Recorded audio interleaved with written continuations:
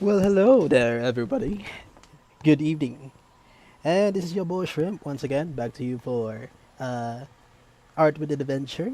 And here we are, gonna go design this fan art once again. Gonna continue where we left off of coloring Miss Wednesday Adams here in my channel. And so for now, as you can see, this is the progress so far from the last time. I haven't touched it, and I want to show you how I do this each process step by step. So I'm gonna go continue this part of the of the designing.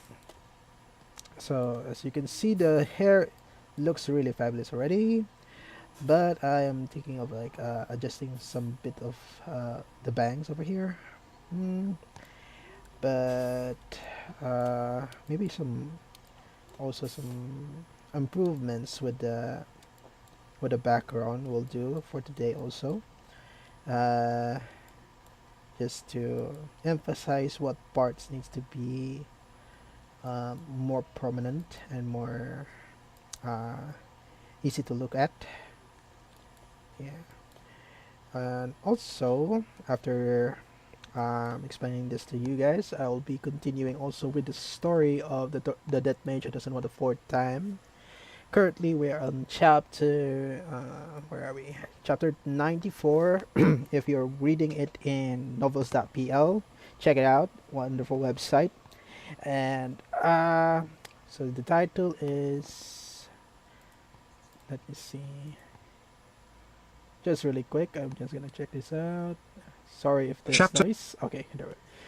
So chapter 98, the one who guides and the ones who go on.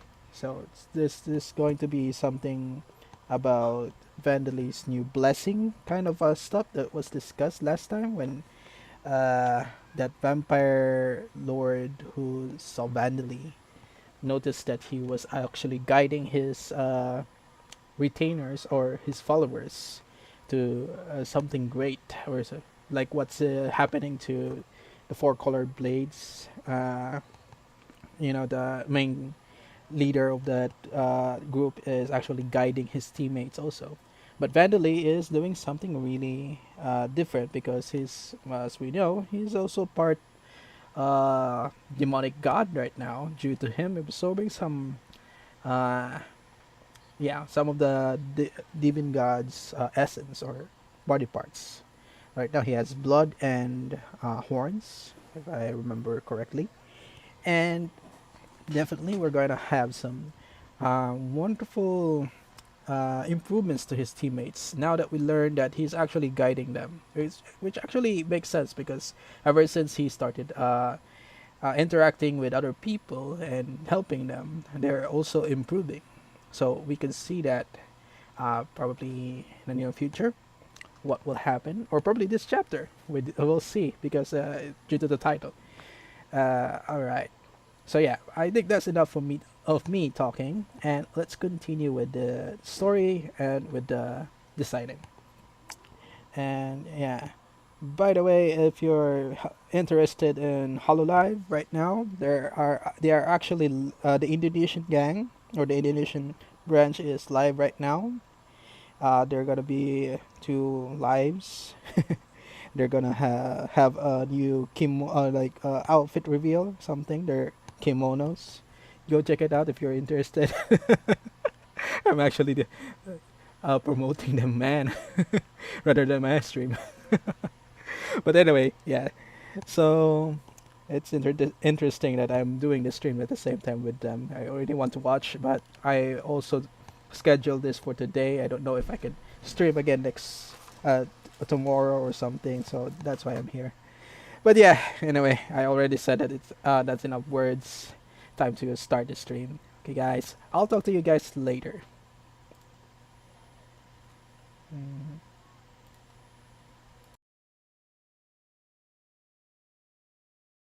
to 98, the one who guides and the ones who go on. Now then, we will begin the project to turn the marshlands into a Capricorn farm, Vandally declared enthusiastically, but there was actually not a lot to do. There were still only a few dozen Capricorns that had transformed from goats, so the only thing they could do was make preparations for a large-scale farm in the future. First, he informed the 2,000 lizardmen with Shashua as the mediator. But since he was only a rank 5 lizardman Geronimo, it seemed that leading 2,000 members of his own race was harsh on him. That was why Vandali had left the zombie of the former Scale King, who had now been renamed Leo, as well as the dragons that had been his subordinates, under Shashua's command.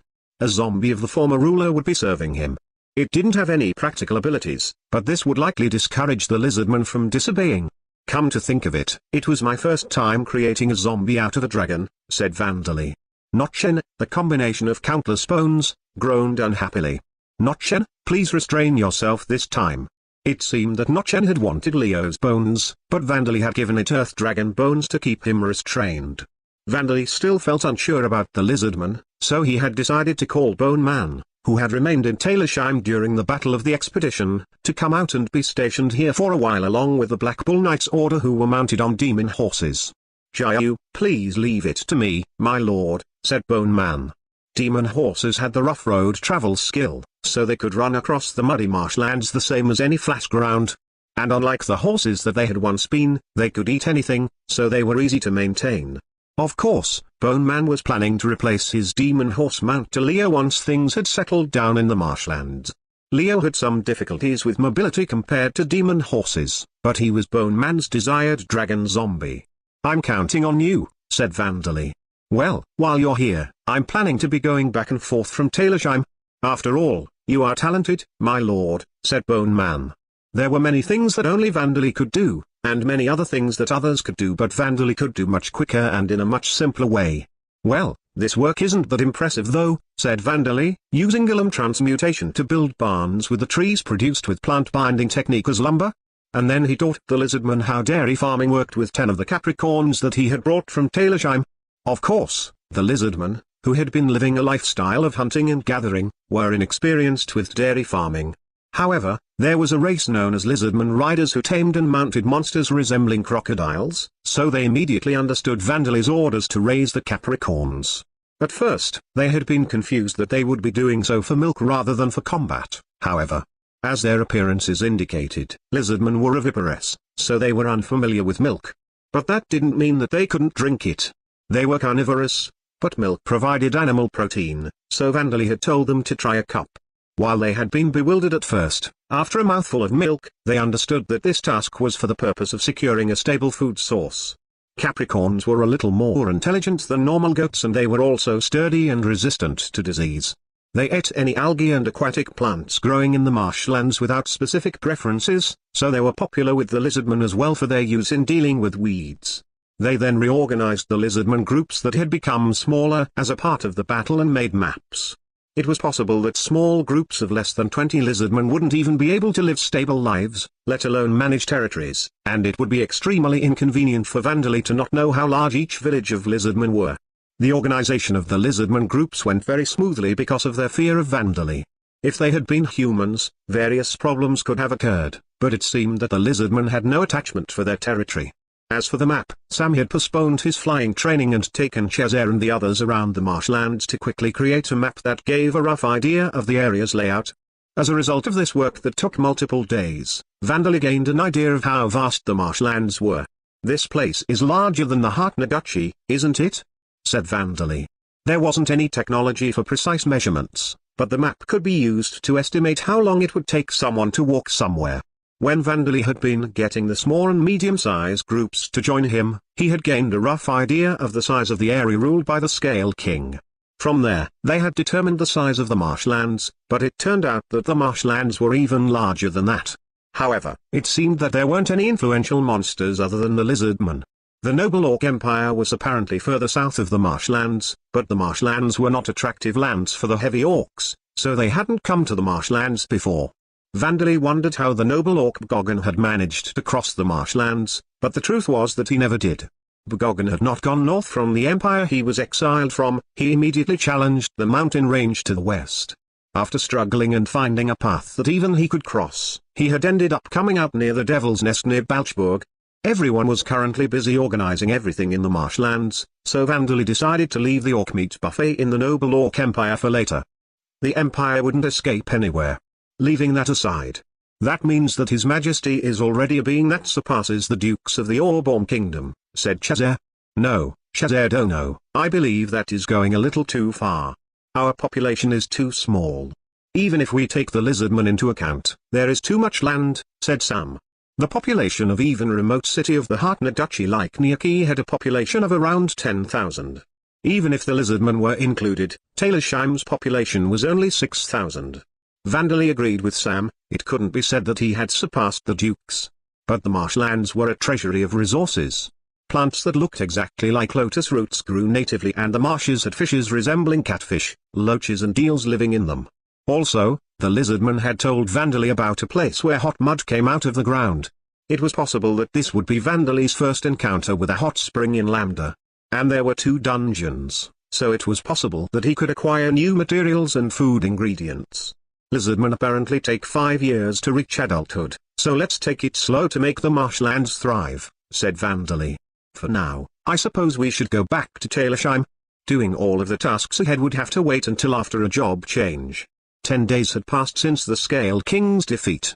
Vandali had been worried that Luvsful, the raging evil dragon god, would make a move after his servant who had received his divine protection had been defeated and his familiar spirit wounded, but there were no signs of that happening, so there would probably be no problem with leaving the marshlands.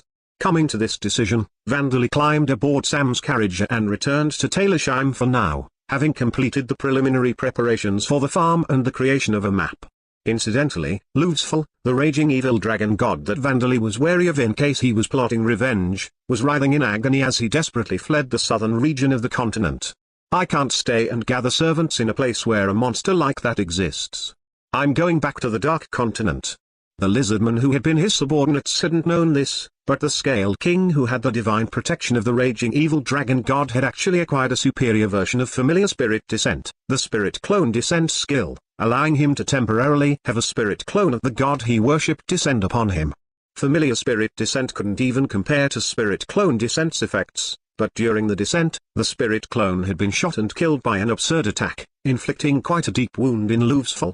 It wasn't fatal, but enough to make Luvsful feel a great fear rather than a desire for revenge.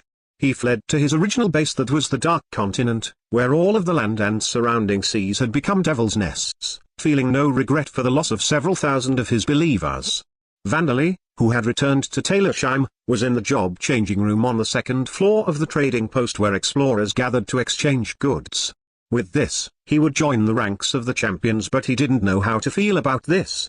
Even so, he touched the crystal ball with excitement. Jobs that can be selected: Archenema Zombie Maker Corpse Demon Commander Disease Demon Spirit Warrior Whip Tongue Calamity Vengeful Berserker Dead Spirit Mage Duck Healer Labyrinth Creator Ordnman King Userman Guide Magic Cannoneer Golem Creator. Oh, there are 2 new ones. There was a new job that seemed specialized for using cannons and another that was probably a superior version of the Golem Transmuter job. There were no jobs specialized for using thread reeling, but those were probably already existing jobs like the thread user job that Belmont had. He was interested in the Golem Creator job, which would likely improve the Golem Transmutation skill that had brought Taylorsheim so much prosperity, but the job he should choose was probably still Demon Guider. With that, he should be able to acquire skills that would improve his appearance to society. Skills with shiny-sounding names and powerful effects, even if he didn't know what they were. Select Demon Guider. Vandali made his choice with his heart full of anticipation. You have changed jobs to Demon Guider. You have acquired the Mana Enlargement skill. The levels of the Death Attribute Charm, Death Attribute Magic and Chant Revocation skills have increased. The Death Attribute Charm skill has transformed into the Demon Path Enticement skill, and the Strengthen Followers skill has been transformed into the Guidance, Demon Path skill. You have acquired the unique skill, Abyss. I'm sorry? Vandali asked the voice in his head that was announcing these skill names that were far from shiny sounding or good for society, but there was no reply. Name, Vandali Race, Damper Dark Elf Age, 8 years old. Title: Ghoul King, Eclipse King, Second Coming of the Demon King, Guardian of the Cultivation Villages, Holy Son of Veda, Monstrosity Job, Demon Guider Level 0. Job History, Death Attribute Mage, Golem Transmuter, Undead Tamer, Soul Breaker, Venom Fist User, Insect User, Treecaster Attributes, Vitality, 856 mana, 485,761,053, plus 48,576,105 Strength, 295 Agility, 329 Stamina, 480 Intelligence, 990 Passive Skills, Superhuman Strength, Level 5 Rapid Healing, Level 7 Death Attribute Magic, Level 8, Level Up. Status Effect Resistance, Level 7 Magic Resistance, Level 4 Dark Vision Demon Path Enticement, Level 1, Transformed from Death Attribute Charm. Chant Revocation, Level 5, Level Up. Guidance, Demon Path, Level 1, Transformed from Strengthened Followers. Automatic Mana Recovery, Level 6 Strengthened Subordinates, Level 6, Level Up. Venom Secretion, Claws, Fangs, Tongue, Level 4 Enhanced Agility, Level 2 Body Expansion, Tongue, Level 4 Strengthened Attack Power while unarmed, Small Enhanced Physical Ability, Hair, Claws, Tongue, Fangs, Level 3 Thread Refining, Level 2 Mana Enlargement, Level 1, New. Active Skills, Bloodwork, Level 3 Surpass Limits, Level 6 Column Transmutation, Level 7 No Attribute Magic, Level 6, Level Up. Mana Control, Level 6, Level Up. Spirit Form, Level 7 Carpentry, Level 6 Engineering, Level 4 Cooking, Level 5 Alchemy, Level 4 Unarmed Fighting Technique, Level 5 Soul Break, Level 8, Level Up. Multicast, Level 5 Long Distance Control, Level 7 Surgery, Level 3 Parallel Thought Processing, Level 5 Materialization, Level 4 Coordination, Level 4 High Speed Thought Processing, Level 3 Commanding, Level 4, Level Up. Plant Binding Technique, Level 3 Thread Reeling, Level 4 Throwing, Level 4 Scream, Level 3 Dead Spirit Magic, Level 3 Insect Binding Technique, Level 3 Blacksmithing, Level 1 Artillery Technique, Level 2, Level Up. Unique Skills, Godslayer, Level 6, Level Up. Grotesque Mind, Level 6 Mental Encroachment, Level 5 Labyrinth Construction, Level 5 Demon King Fusion, Level 2 Abyss, Level 1, New. Demon King Fragments, Blood Horns, Curses, Experience gained in previous life not carried over, cannot learn existing jobs, unable to gain experience independently, so I didn't mishear it. Vandali looked at his status multiple times before putting his hand on his forehead. Vandali didn't really care about mana enlargement. As its name suggested, it was probably a skill that simply increased mana. The problem was with the other skills. Demon Path Enticement, Guidance, Demon Path and Abyss. All of these names sounded bad from society's point of view. Rather than being shiny sounding, they were skills that were wrapped in darkness deeper than the darkness of night. But I have an idea of what the effects of the first two are. Demon Path Enticement is probably an upgrade to the original Death Attribute Charm skill, and Guidance, Demon Path, is probably an upgrade to the Strengthen Followers skill. From Vandali's experience, the effects of skills didn't change significantly when they transformed into others. It sounded dangerous and suspicious to say that he would entice or guide people on a demon path, but there wouldn't be any changes on the scale of the sun turning into a lump of ice. But Vandali had no idea about the Abyss skill. Abyss, activate, Vandali said to try and test it, but nothing remarkable happened. It seemed that it wasn't the kind of active skill that could be used as if flipping a switch, but a passive skill that was always exhibiting its effect. But, what did Abyss mean again? Vandali pondered for a bit, having a vague recollection that the word wasn't used in any particularly positive way, but he couldn't remember the exact meaning. He thought that he would investigate it later, but because it was a unique skill, he wasn't sure if there would be any information on it. There was no ruling out the possibility that Vandali was the first in history to acquire this skill, just like his jobs. There's no use in worrying about this and that. I can't undo the fact that I've acquired it, and if it seems harmless, I should just see how it progresses. Vandali had acquired a job that was a requirement of being a champion, so things would be alright. He left the room after telling himself this. Holy Sun, congratulations on this auspicious event, said New Arza. Getting a job of the same type as a champion is amazing, said Dasa. You're still small, but you were even smaller before. Now you've become so fantastic, I'm really happy. We should celebrate today, said Bazdia. So, no making clones of yourself and working today, Van. That's right, Van-sama, Tara agreed. You are the center of attention today.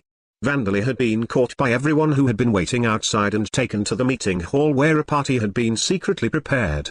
After Bellwood's death, there had been few who had acquired a guider job even among 100,000 years of history, and Belmont had told Vanderlei that all of them had left their names in history, so this was apparently something to be celebrated.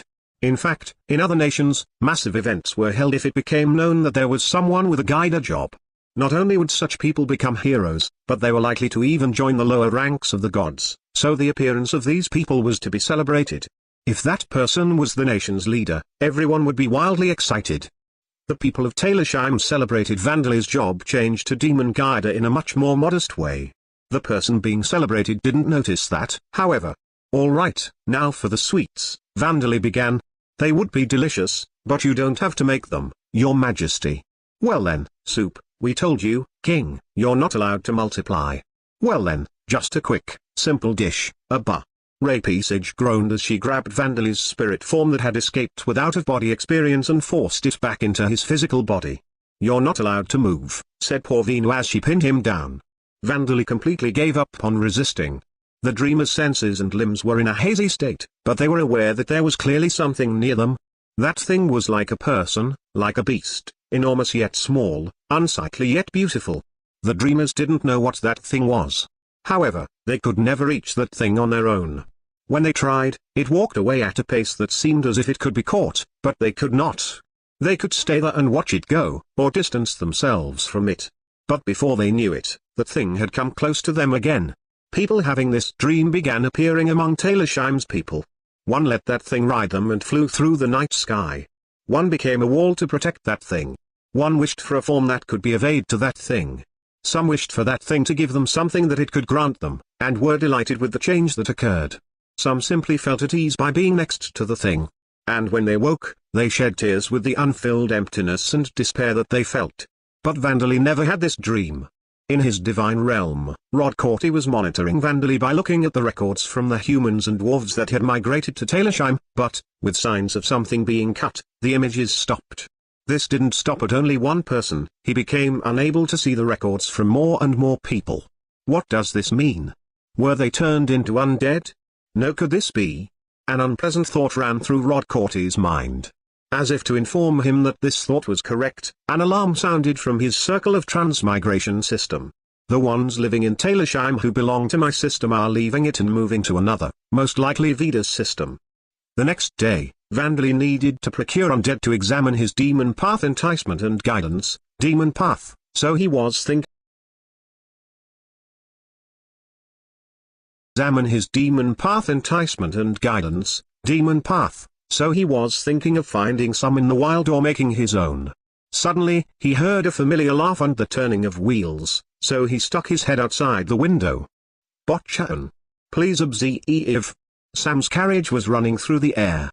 His pitch-black horses were running and his wheels were turning, as if there was an invisible floor beneath him. "I, Sam, have succeeded in running through the sky at last. This is the gift of your power, Botchan," Sam exclaimed. "Congratulations, Sam," said Vanderlei. "You finally did it.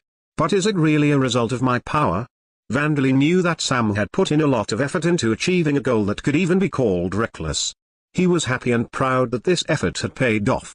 There wasn't any problem with the fact that he was running instead of flying. But wasn't that Sam's own ability? "What are you saying, Botchan?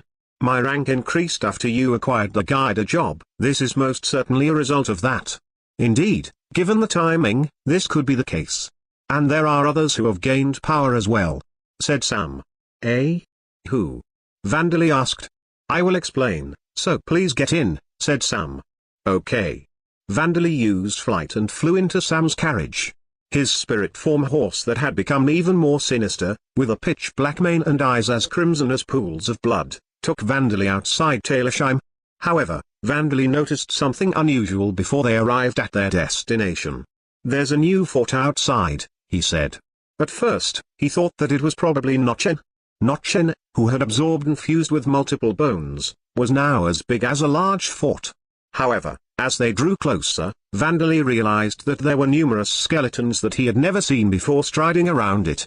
It would have been strange if he could recognize skeletons that were made of only bones, but Vanderlei would have definitely remembered creating large skeletons with the features of dragons, dinosaurs and manticores. and then all of the skeletons roared in unison as Vandali and Sam approached. Vandali nodded, recognizing this voice. Yes, it's Notchen, isn't it?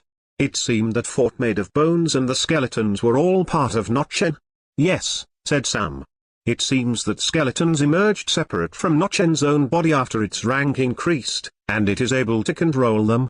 It is happy that it has the same ability as you, Botchen. As if agreeing to Sam's words, the fort of bones itself roared this time. It seemed that the fort was Notchen's main body while the skeletons were extra parts of it. It did indeed resemble the way that Vandali could use out-of-body experience to make spirit form clones of himself. Both of you have had a rank up at the same time, so it seems that it isn't a coincidence, Vandali noted. One case might have been a coincidence, but two was a pattern. Thinking this, Vandali concluded that while Sam and Notchen's qualities, determination and hard work were the largest factors, guidance, demon path had given them the extra push. It was the same as how companions of champions acquired hidden techniques or awakened to new special abilities. This was an effect that would be better described as a transformation or evolution rather than development, but that was only because Vandali's companions were not only people, but undead as well. It was unlikely that the Guider job's effects were limited to people, after all. Vandali was satisfied with this explanation. So what kind of racers have you become? Vandali asked. I appear to be a rank 6 nightmare carriage, said Sam. Notchen is apparently a rank 9 bone fort. It seemed that they had become a carriage of nightmares and a fort of bones. Sam was a rare type of undead to begin with, so it couldn't be said whether there would be any details recorded of his race, but it was possible that there would be something written about Notchen. It had already been a monster that would be labeled as a calamity when it was still a union of bones, after all. Vandali decided to investigate this later. We have to celebrate, don't we? Celebrations came first. But as Vandali joined in the circle of Notchen's skeletons in a bone odore dance, cemetery bees flew in and took him away. Name, Notchen rank, 9 race, bone fort level, 0. Passive skills, dark vision superhuman strength, level 10, level up. Spirit form, level 6, level up. Bone form manipulation, level 7, level up. Physical resistance, level 6, level up. Absorption healing, bone, level 7, level up. Fortress form, level 1, new. Fission, level 1, new. Active skills, silent steps, level 2 breath, poison, level 6, level up. High speed flight, level 5, level up. Long distance control, level 8, level up. Projectile fire, level 6, level up. Name, Sam rank, 6 race, nightmare carriage level, 0 passive skills, spirit form, level 6, level up. Superhuman strength, level 5, level up. Rough road travel, level 5, level up. Impact resistance, level 7, level up. Precise driving, level 5, level up. Comfort maintenance, level 5, level up. Murder healing, level 1 space expansion, level 4, level up. Air running, level 2, new. Active skills, silent steps, level 1 high speed travel, level 4, level up. Charge, level 6, level up. Size alteration, level 3, new. Spear technique, level 2, new. Fear aura, level 1, new. Monster explanation, bone fort, a monster whose appearances in history can be counted on one's fingers, a race that is designated to be a calamity.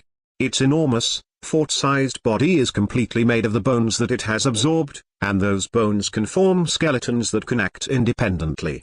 The skeletons are not particularly powerful, they are slightly stronger than rank 2 skeletons. However, their numbers are a threat. According to records, there has been a bone fort that manipulated 10,000 skeletons simultaneously. The fearsome thing about this monster is that the fort, its main body, can move. It is a moving fortress with countless soldiers that need no food or rest. It is truly a nightmarish being for humanity. Notchen is even more terrifying than normal bone forts. As it possesses the high-speed flight skill, it can fly faster than a bird. Of course, its skeletons can also fly through the air, and each of them have poisonous breaths. In addition, they are all under the effects of guidance, demon path and strength and subordinates. Those who think that these are mere skeletons will likely be overwhelmed by the skeleton's poisonous breaths, and once they are immobilized, they will meet the cruel fates of having the bones torn from their bodies while they are still alive. Monster explanation: Nightmare Carriage. A monster that Sam of Taylorsheim has become, the first in Lambda. He runs freely through the air and his entire body emanates an aura that strikes fear into all nearby living creatures. Skill explanation: Mana Enlargement, a skill that increases the total mana pool by 10% for each level in the skill. It is a simple skill, yet its effect is enormous. Many desire the skill, but it is said the only ones who can acquire it are the companions of champions and the champions themselves.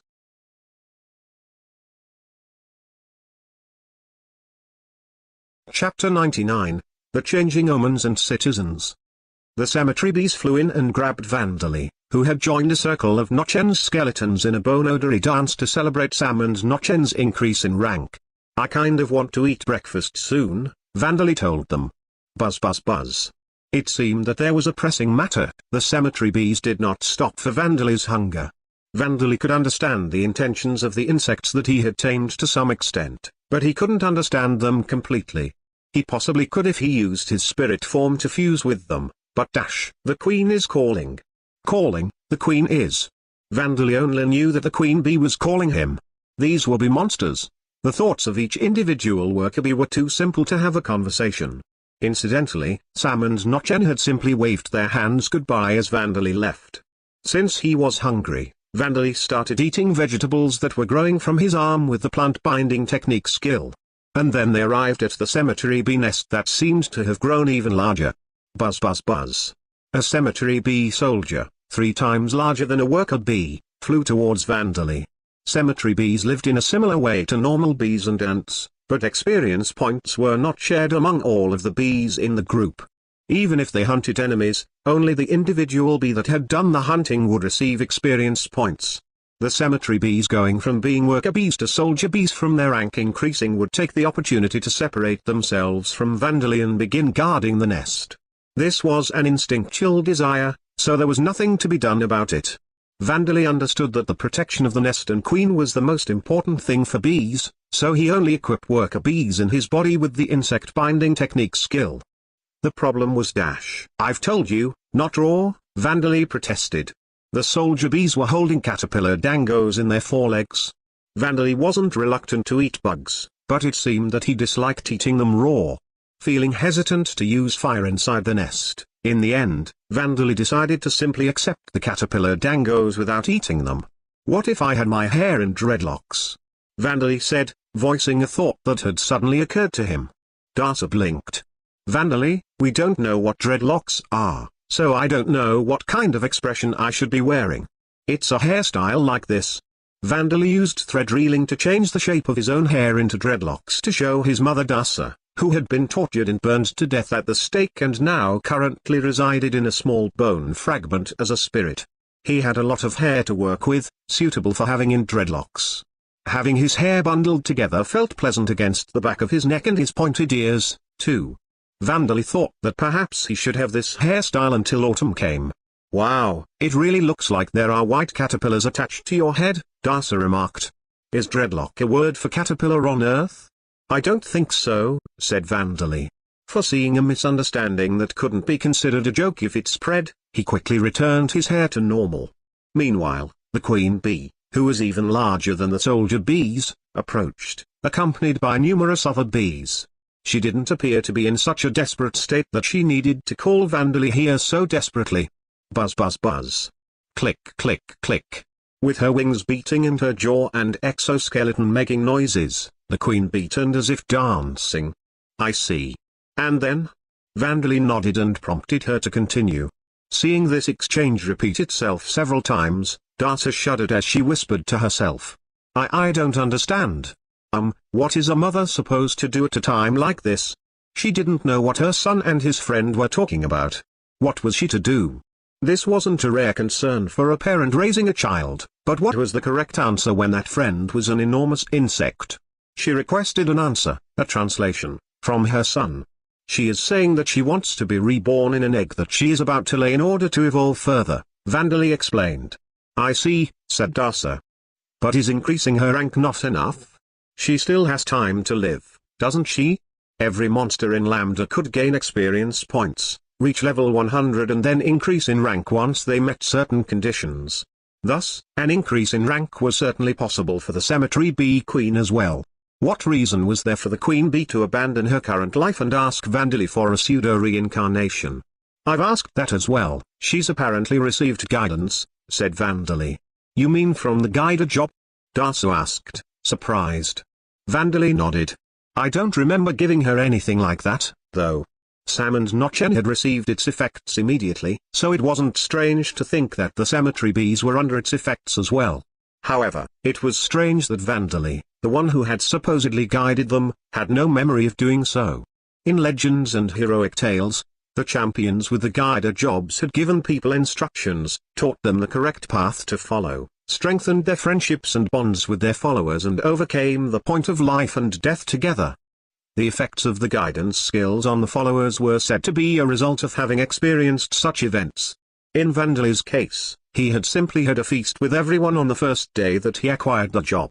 If everyone's ranks increase because of that, it would be fine to have a feast every day for a while, said Vandali. Buzz buzz buzz. A dream? Come to think of it, I did have one, which is rare, said Vandali. Oh my, you always say that you don't have dreams. What kind of dream did you have?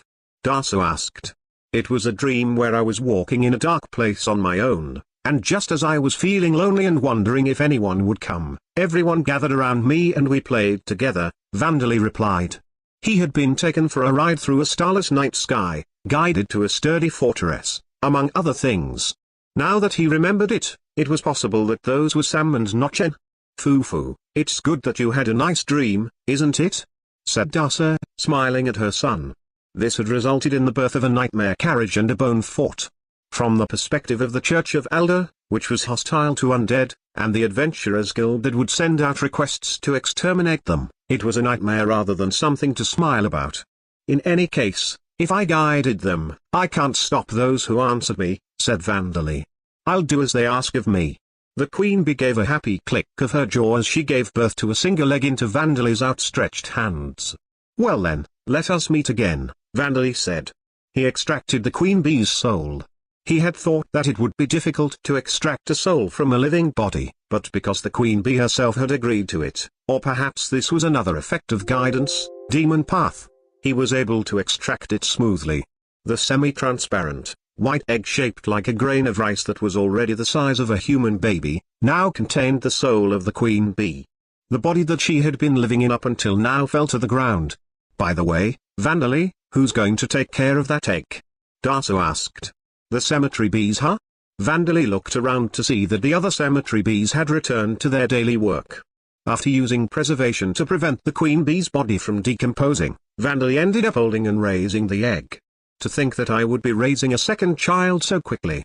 Incidentally, poor Veena was the first. But poor Veena, Jiddle, Varby and Drapisage seemed unhappy with this. I was never treated like that, poor Veena protested. Me neither. I wanted to be treated like that. Drapisage groaned in agreement. Poor Veena, who would turn 5 years old this year, was already as tall as an adult human.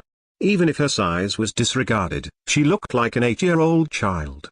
Girls developed quickly, or rather, this was likely the influence of her blood originating from noble orcs, a race that grew to heights of 3 meters and developed much faster than humans. Bilder's daughter Varby and Bazdia's daughter Jiddle were as adorable as 4- and 5-year-old children should be, while Drapisage hadn't changed. That was to be expected, as she was a patchwork zombie. The treatment that they were referring to was Vandali extending his tongue and licking the Queen Bee's egg. I'm only doing this to prevent mold from growing on the egg, he said. He was simply mimicking how insects took care of their eggs, so he was bewildered by the protests of poor Veena and the other girls. Well then, lick me as well so that mold doesn't grow on me. I mean, you take baths, don't you? Mold won't grow even if I don't lick you. Lick me. It's interesting how you lick it. It seemed that the sight of Vandali's tongue extending to around 4 meters in length with the body extension skill was interesting to the girls. Perhaps it was the same as a cat taking a liking to cat toys. It was a cute, childish behavior, but also problematic. Or? Rapisage groaned. No, you really don't need it, said Vandali, looking up at her and thinking about the misunderstandings that could happen if he did lick her.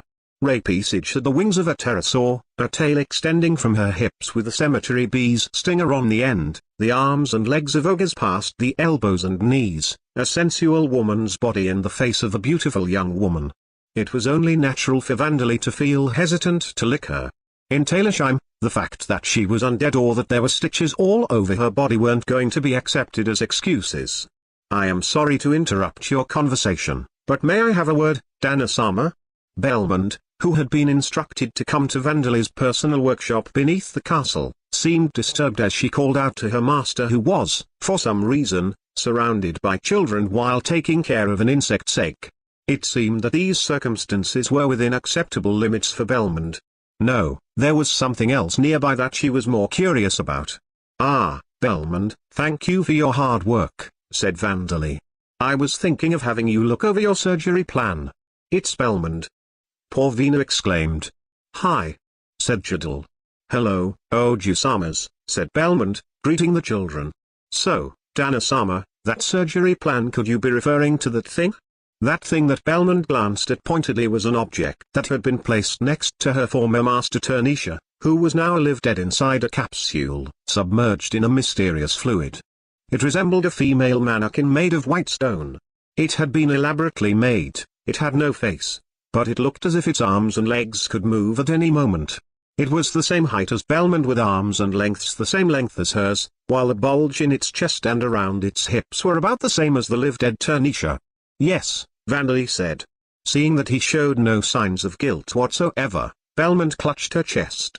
Dana-sama, what are you planning to do with me after giving me a body with such excessively attractive features? She asked. Well, it will be difficult to make small changes in the shape of your chest, so I was thinking of simply transplanting the chest straight onto yours, Vandali explained. I am your servant, Dana-sama, said Belmond. If you wish to tamper with my body and do as you please with it for your own amusement, then I am prepared to accept my fate. But, that's a horrible thing to say about me, said Vandali. I'm quite confident in how I treat people. I understand. Do as you will, Dana-sama. Belmond agreed to it in the end, but Vandali thought that she would make all kinds of complaints once it came to attaching her tail. Of course, she didn't seem to be showing any real signs of resistance. In fact, she seemed happy. Van, are there only people like Eleonora among vampires? Basdio asked with quite serious-looking eyes. No comment, said Vandali, declining to answer. He didn't think that there were, but it was possible that, thinking like this, Vandali couldn't completely deny the possibility. Vandali, you're hurting a girl's body before she becomes a bride, so you have to take responsibility, said Dasa. Dasa-sama, with that logic, wouldn't that make His Majesty unable to perform surgery on any women? Princess Livia pointed out. No, to go as far as to take responsibility. Belmond remonstrated them now that they had taken things too far. In fact, she was looking forward to receiving surgery from Vandali. She did have her misgivings, but her happiness at receiving everything from Vandali overcame them. Just like in that dream. But I would be happy if you could avoid making me too indecent, she added. Belmond's former master, Turnisha, was beautiful even to her eyes. However, that beauty was not an elegant one. Though her words and the way she normally dressed were likely the main causes, she looked like a prostitute, though this impression never lasted long, as she never gave a second glance at others, let alone flirted with them. I'll do my best, but I think it will be fine, said Vandali. Vandali had only been face to face with Turnisha for a few minutes. He hadn't particularly felt the prostitute-like impression, but he thought that even if he replaced every part of Belmond's body below the neck with Turnisha's, she wouldn't look indecent. Belmond, are you going to become muchy-muchy? Asked Porvina. What about the muscles that King likes? Asked Vabi. I do think that she will become muchy-muchy, but I have no plans on transplanting the muscles, said Vandali. She has plenty already, anyway. My body becoming heavy is as long as all of my fingers, toes and tongue can move freely, there will be no problem, said Belmond. Companion? Rapisage groaned. Well, I do believe that I will become your patchwork companion, but Belmond gave a bitter smile to the children who were innocently comparing her to the post-surgery mannequin and Rapisage who was wondering if she would gain a companion. Suddenly, Belmont became aware of a person who had been silent the whole time, watching something squirm with bloodshot eyes. "By the way, what is he doing?" she asked. "Luciliano. He is researching lump of flesh-chan," said Vandali. The convulsing lumps of flesh with no bones or organs, produced as a result of trying to resurrect Darcy using the incomplete, but functioning, resurrection device. When lumps of flesh produced by the device were put together, they had fused to form a larger lump of flesh, but no matter how much time passed or what Vandali did, it was still a lump of flesh. Vandali had tried adding the Demon King's blood, but nothing in particular had changed. However, this morning, its movements had become more prominent. It seemed that changes had begun. "He was saying that this might be the birth of a new life," Vandali said. "A new life," Belmont repeated. "I see." The two of them were looking at lump of flesh that was convulsing violently in an apparatus resembling an enormous pot in front of Luciliano. It had formed a thick, flesh-colored soup that was bubbling and frothing as if it were boiling, and there were meat-like projections resembling people's hands and snake heads that emerged and extended a short distance from its surface before collapsing back into the lump of meat, over and over. "It looks to me like tormented souls being boiled in the cauldron of hell," said Belmont. "What a coincidence," said Vandali. "I think so too. Something that looks like a human's head comes out from time to time, but I have the feeling that it resembles me a little," said Darcy. "What will I do if I grow lots of heads?" It seemed that there were no disagreements that this was not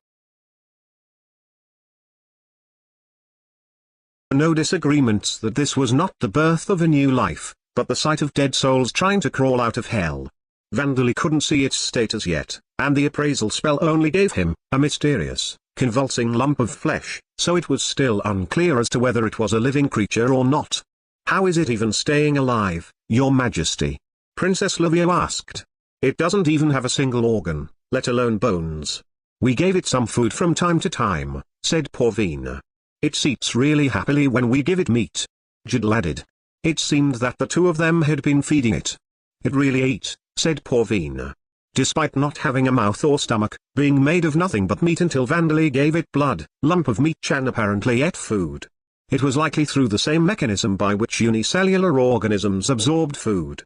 It indiscriminately absorbed everything it came into contact with, so it was extremely dangerous.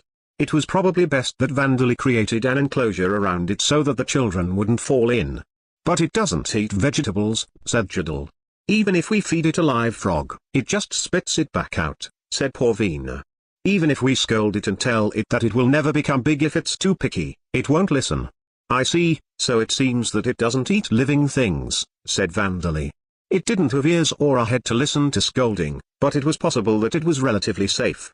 It was possible that it simply disliked frogs, so Vandali decided that he would try seeing whether it would eat live mice, for sure undead. "It looks like I'm being fed by the children," said Darcy.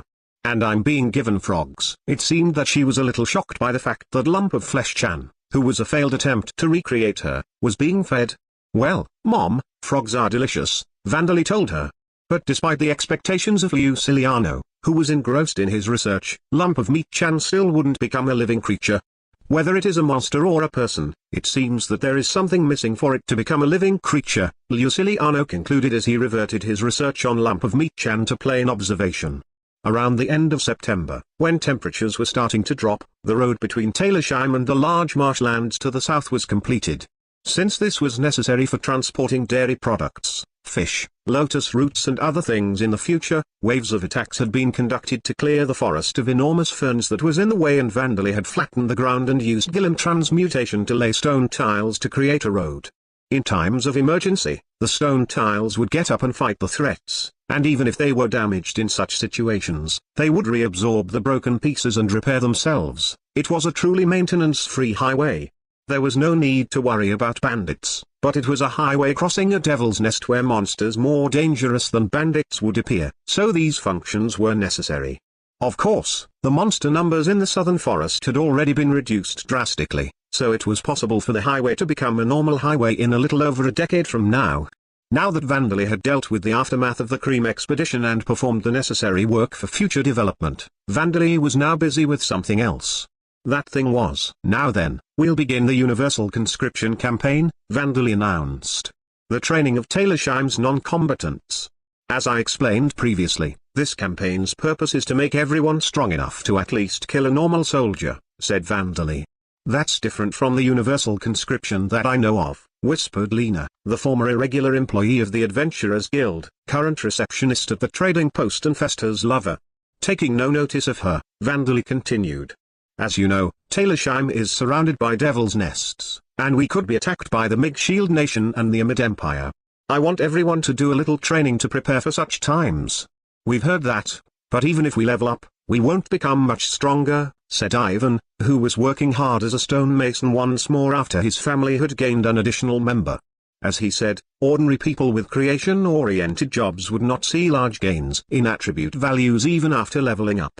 Creation-oriented jobs mostly provided bonuses to creation-oriented skills. And those with creation-oriented jobs would gain less experience points from exterminating monsters than those with combat-oriented jobs such as warrior or mage. Just as it would be strange for a warrior to level up by performing work as a stonemason, stonemasons wouldn't level up much from defeating monsters. Yes, I know that, said Vandali. That's why I'm going to have everyone acquire skills. He was focused on skills rather than attribute values. Lambda had a convenient skill system, unlike Earth. And once skills were acquired, they generally weren't lost. If they weren't used for a long time, senses could dull and the body could grow weaker, but if this kind of training was held regularly, they could stay in a reasonably usable state. I see. So, you're telling us to get level 1 skills to begin with, said Kine, who had once flown through the sky on Vandali's back. As a hunter, he possessed the archery skill at level 3, so he would be one of the instructors rather than one of the people being instructed. Vandali's policy of having the civilians use crude spears, bows and arrows to at least have level 1 skills was one used by many other policy makers. Civilians with level 1 combat-oriented skills would be able to fend off bandits on their own to some extent. And if they joined forces, they could defeat a single rank 3 monster that might enter their village. And they would be capable of making a living by venturing to hills and fields that weren't devil's nests to harvest the blessings of nature, hunt beasts for food and tan their hides for leather. The policymakers would gain many benefits from this, such as being able to reduce the number of permanently employed soldiers. Of course, it would be problematic if there was a rebellion or the villagers turned to banditry due to poverty, but the policymakers would simply not enforce this training if they were not confident that they could prevent these things from happening.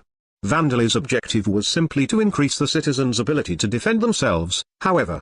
No, level 1 skills are not dependable, so at least level 2, he said. Of course, it would be helpful if you became able to use martial skills. Aren't you expecting a lot from us? Incidentally, Fester's swordsmanship skill had been at level 2 when Vandali first met him. Even though he had been an apprentice, he was a young man who had decided to make a living in that line of work, studied at an adventurer's school for a year and spent his days gaining experience by facing monsters such as goblins day after day. That level 2 combat-oriented skill had been a result of all of that. But if you don't have skills at level 2 and can't use martial skills, you won't even be able to buy any time against the monsters living in the devil's nests around here, said Vandali. What he said was reasonable. Kine couldn't imagine that any monsters could get through the excessive outer walls of Taylorsheim to get inside, but he couldn't deny the possibility that something unexpected could happen. But won't we have to go through hellish Spartan training to get level 2 skills? Asked Lena. She and the others had stiff expressions, thinking that it was impossible to gain level 2 skills in the space of just a few days. It's all right, said Vandali. I've prepared capable instructors. He had his instructors stand up to show themselves.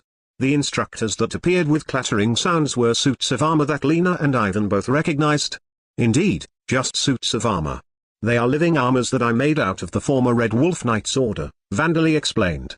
I will have everyone wear these living armors and learn combat skills through experience. The people would train by wearing these undead suits of armor with spirits living inside them. Lena and the others froze as Vandali declared this unprecedented training method. Now then, let us hurry and begin our training.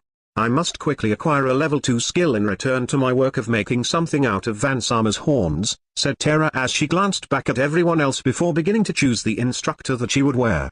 Skill explanation, guidance, demon path. There is a path that one does not walk because they wish to, a path that is not a path. This is the skill of one who walks such a path for guiding those who walk on it with him. Those who receive the blessings of this skill undergo drastic changes, increases in rank and development in exchange for growing further and further away from the path of righteousness.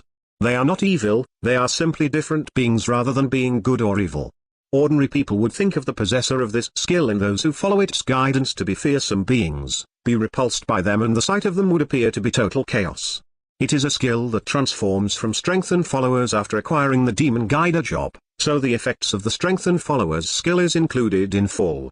Skill explanation, demon path enticement, a skill that captivates those who already walk the demon path and those who have set foot upon it.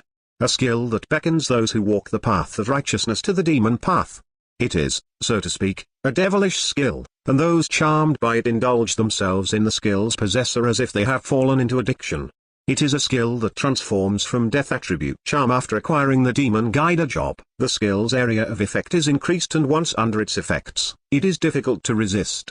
Skill explanation, abyss, a unique skill that represents that the skill owner is not one who peers into an abyss, but the abyss to be peered into. The one who possesses this skill has no need to worry about becoming a monstrosity when fighting other monstrosities. That is something that the one fighting the skill's possessor should fear.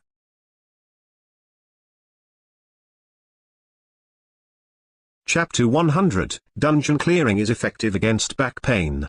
With rattling sounds, the people were doing training runs, swinging spears in practice and firing practice shots with bows and arrows while wearing plate armor made of metal. This wouldn't be an unusual sight if knights were training, but it was actually ordinary people who were receiving training, and the trainees were not only young people, but middle-aged men and women who were over 30 years old, as well as white-haired elderly people.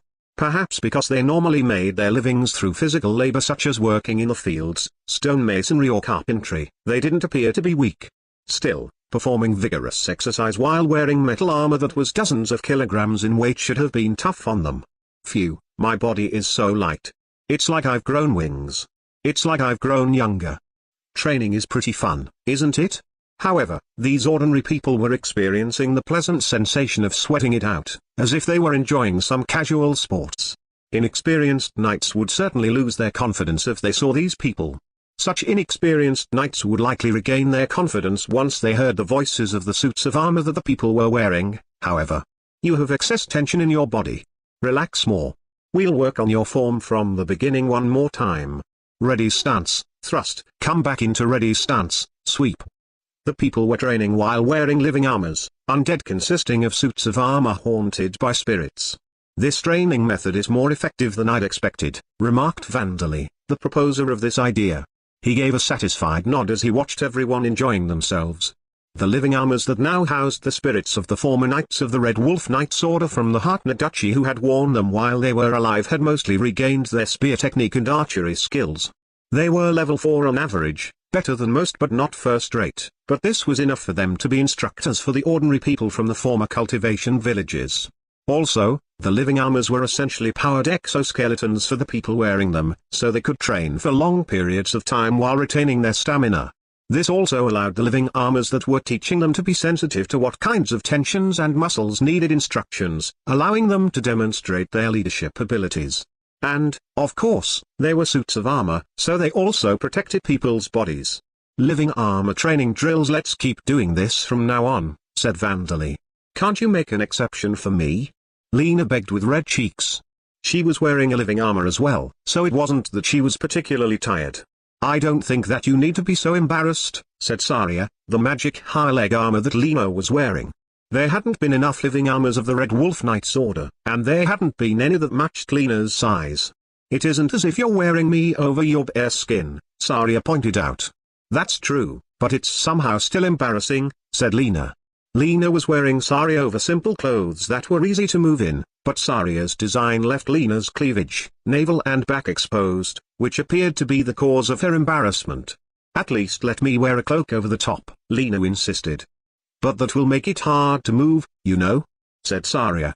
Unlike me, you aren't used to this, Lena-san, so it would be dangerous if your arms and legs were to get caught in it.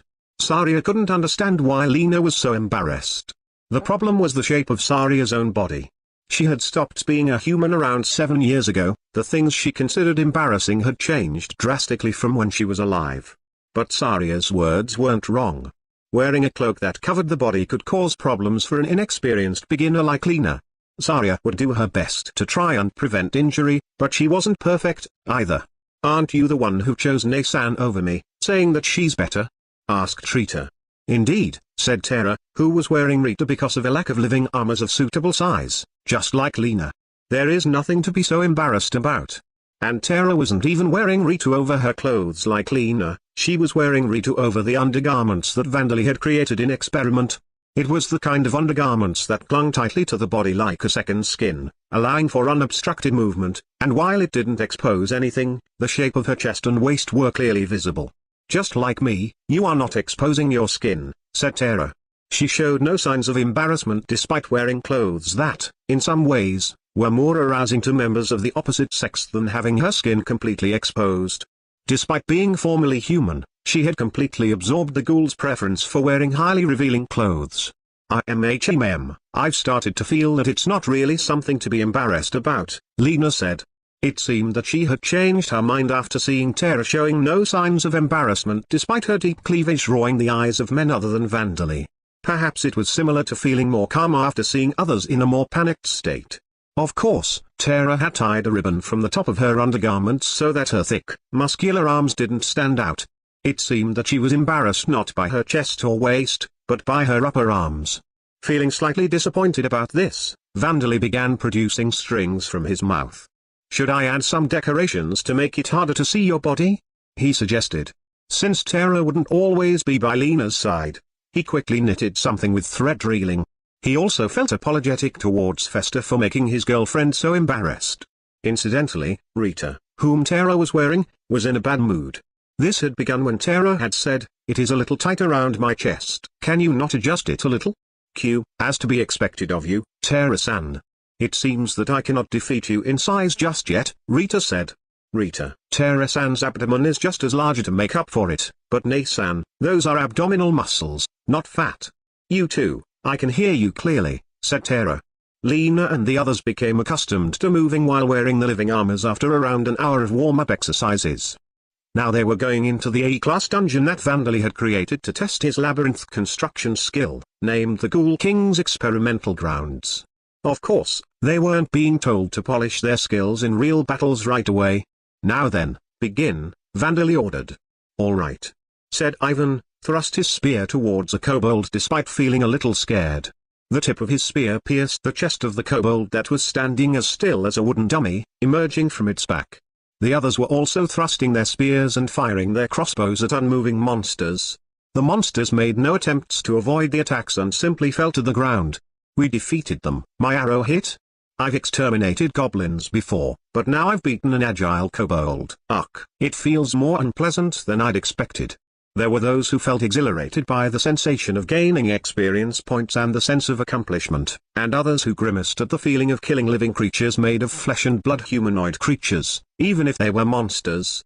"It seems that having them get accustomed to combat by attacking dummies first was the correct choice," said the living armor of the former squad leader of the Red Wolf Knights Order. Vandali nodded. The monsters that Ivan and the others had just defeated were soulless dummy monsters created by Vandali's dungeon. They were normally set to attack detected intruders, just like normal dungeons. However, Vandali had set restrictions such as that they would not finish enemies that were unable to fight and would not chase fleeing enemies. But now they were complete dummies for the purpose of training, just like real wooden training dummies. They wouldn't move no matter what was done to them. For those with a certain level of combat abilities, defeating monsters in this state would be like harvesting plants. Their skill levels wouldn't increase much. But for amateurs with no skills, this was physical training to polish their skills. The most efficient way of acquiring combat-oriented skills was in real battle.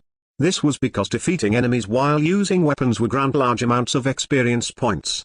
The labyrinth construction skill was convenient because it allowed this to be done without any risk. And the people could become used to not letting their guard down due to the exhilarating post-battle feeling or the feeling of disgust that beginners experienced, and get rid of their hesitation, risk-free. Ivan and his companions had experienced killing goblins once or twice in order to create gobu-gobu. They had killed rats, hares, fish and birds for food countless times. However, this wasn't enough to be able to ignore the experience points gained from defeating monsters of rank 2 and above, or ignore the unpleasant sensation of killing humanoid monsters in order to deal with the next threat without letting their guards down. Well, against rank 2 monsters, even if you let your guards down, the living armors can just punch the monsters to death, said Saria. Ah, Lena-san. There is too much tension in your back. Please relax. Like this? Yes. Now please pull the trigger. Lena, who was wearing Saria, whose armor Vandali had attached frills and laces to, made of his strings that wouldn't obstruct movement so that she could feel less embarrassed, pulled the trigger of a small crossbow. The arrow flew straight ahead of her into the chest of a kobold. It hit, she murmured. Please load the next arrow, said Saria. Okay. Incidentally, Tera was next to them, wearing Rita, who was also now covered in frills and laces, firing a crossbow at a huge bone rabbit in the same way. Incidentally, is it alright to only train in using spears and crossbows? Tero asked. If we are preparing for emergency situations, would it not be better to train with short swords and throwing weapons? It's true that nobody is going to be walking around with spears on their backs or crossbows in their hands, Rita agreed. Neither the spears as long as people's heights that Ivan and the others were swinging nor the crossbow that Tera was currently using could be called exceptionally portable weapons. They were too large and heavy for ordinary people to carry around. Making them collapsible would increase their portability, but as the weapons were supposed to be used in emergency situations, it would defeat the purpose. But according to the former squad leader of the Red Wolf Knight's order, it wasn't really a problem. No, once you have acquired skills, that problem will be solved, he said. The gods are generous. After you have acquired the spear technique skill, you can switch from a long spear to a short one and still use them as long as you remember your form. The crossbows can also be replaced by easy-to-carry short bows once you have acquired the archery skill. Lambda's skill system was quite broad in terms of martial skills. For example, both a spear as long as a person's height and a short spear of less than a meter in length could be used for the spear technique skill. There was no such thing as long spear technique or short spear technique. There was no crossbow technique. Crossbows used the archery skill. Both clubs and hammers used club technique. Bladed weapons were separated into swordsmanship and short sword technique depending on the length of the blade, but both a one-handed, thin rapier and a two-handed claymore used swordsmanship. Of course, the martial skills that could be used were different between weapons even if they used the same skill. In fact, even the ways they were used were different depending on the most appropriate time to use them and the weight and shape of the weapons. For instance, a warrior who was skilled in the use of triple slash to unleash consecutive attacks with a claymore couldn't suddenly become a master of the rapier, which wasn't suited to making slashing attacks.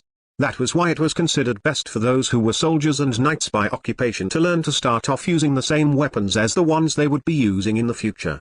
However, the ones being trained were ordinary people. Though this was a little inconvenient, they were not professionals that lived in battle. Thus, we will first have you learn skills and then have you learn how to use weapons suited for carrying around. This will allow you to receive the benefits of the skills and learn to use them in a short period of time, the former squad leader explained. It seemed that this was the standard way to prepare ordinary people for battle in a limited period of time. Lambda was a world considered inferior by the gods, but because monsters and nations had fought each other throughout its history, training exercises had been thought about considerably. I see, said Tera. But I believe a light short spear will be easier to use than a long, heavy one. Am I wrong? That is true, but in this case, we are providing everyone with physical strength and stamina, so even the long spears do not cause any problems. And though they are not moving, we are training everyone with live monsters rather than dummies, so we thought that it would be best for you to be far away from them. Ah, indeed, that is true. Short spears were easier to use, but that would mean having to kill monsters from a closer distance. That would mean being sprayed by the monster's blood and witnessing its dying moment up close. That would likely weaken the willpower of Ivan and the others, who were inexperienced in battle. Is that true? Asked Saria. It seemed that this had never occurred to her and Rita, who had been undead for a long time, because they only felt hunger in response to the smell of blood. Apparently so, said Vandali. Incidentally, the reason they weren't training in throwing technique was simply because few of the living armor instructors possessed the throwing technique skill. Killing enemies with throwing weapons needs knives, short spears and axes, but we didn't have the budget for providing enough of these to be discarded with each use, the former squad leader explained. And bows and arrows are easy to carry many of. Oh my, could we not simply throw stones if we have no arrows? If we gather appropriately sized stones beforehand, we will have no inconveniences regarding ammunition. Isn't that right, Vansama? Said Terra. You're right, Vandali agreed. My apologies, Your Majesty, said the former squad leader. We did not possess the superhuman strength skill when we were alive, so throwing stones was impossible for us in various ways. Stone throwing was an effective method of fighting for ordinary people on Earth, but it apparently wasn't very effective in Lambda without the superhuman strength skill. This could be compensated for by high attribute values, but those with such high attribute values would be able to defeat enemies without having to resort to stone throwing. And so, in just one day, Ivan, Lena and the others acquired the spear technique and archery skills. On the next day, they switched to short spears and short bows for fundamental training. After that, they trained in real battles against rank 1 monsters in the Ghoul King's experimental grounds. Once they became accustomed to this, they engaged in real battles against rank 2 monsters. Within 10 days, everyone had acquired level 2 skills. I feel kind of refreshed around my stomach. My level increased as well. I will be able to undergo a job change soon. At this rate, I could aim to become an explorer and ouch. Don't get ahead of yourself. You'll just end up getting injured and causing trouble for everyone. Ivan and the others went back home, taking the short spears, bows and arrows that they had used for training with them as well as 10 days worth of average pay. To think that ordinary people who are not even young would be able to gain level 2 skills in just 10 days, without any bonuses to skills from jobs because he was an empty suit of armor, it was difficult to tell that the former squad leader was surprised, but he probably was. Is it something that's never happened before? Asked Vandali. The former squad leader's helmet clattered as it moved up and down in a nod. Something that has never happened before, or rather if it had, regular soldiers would not be able to afford to feed themselves.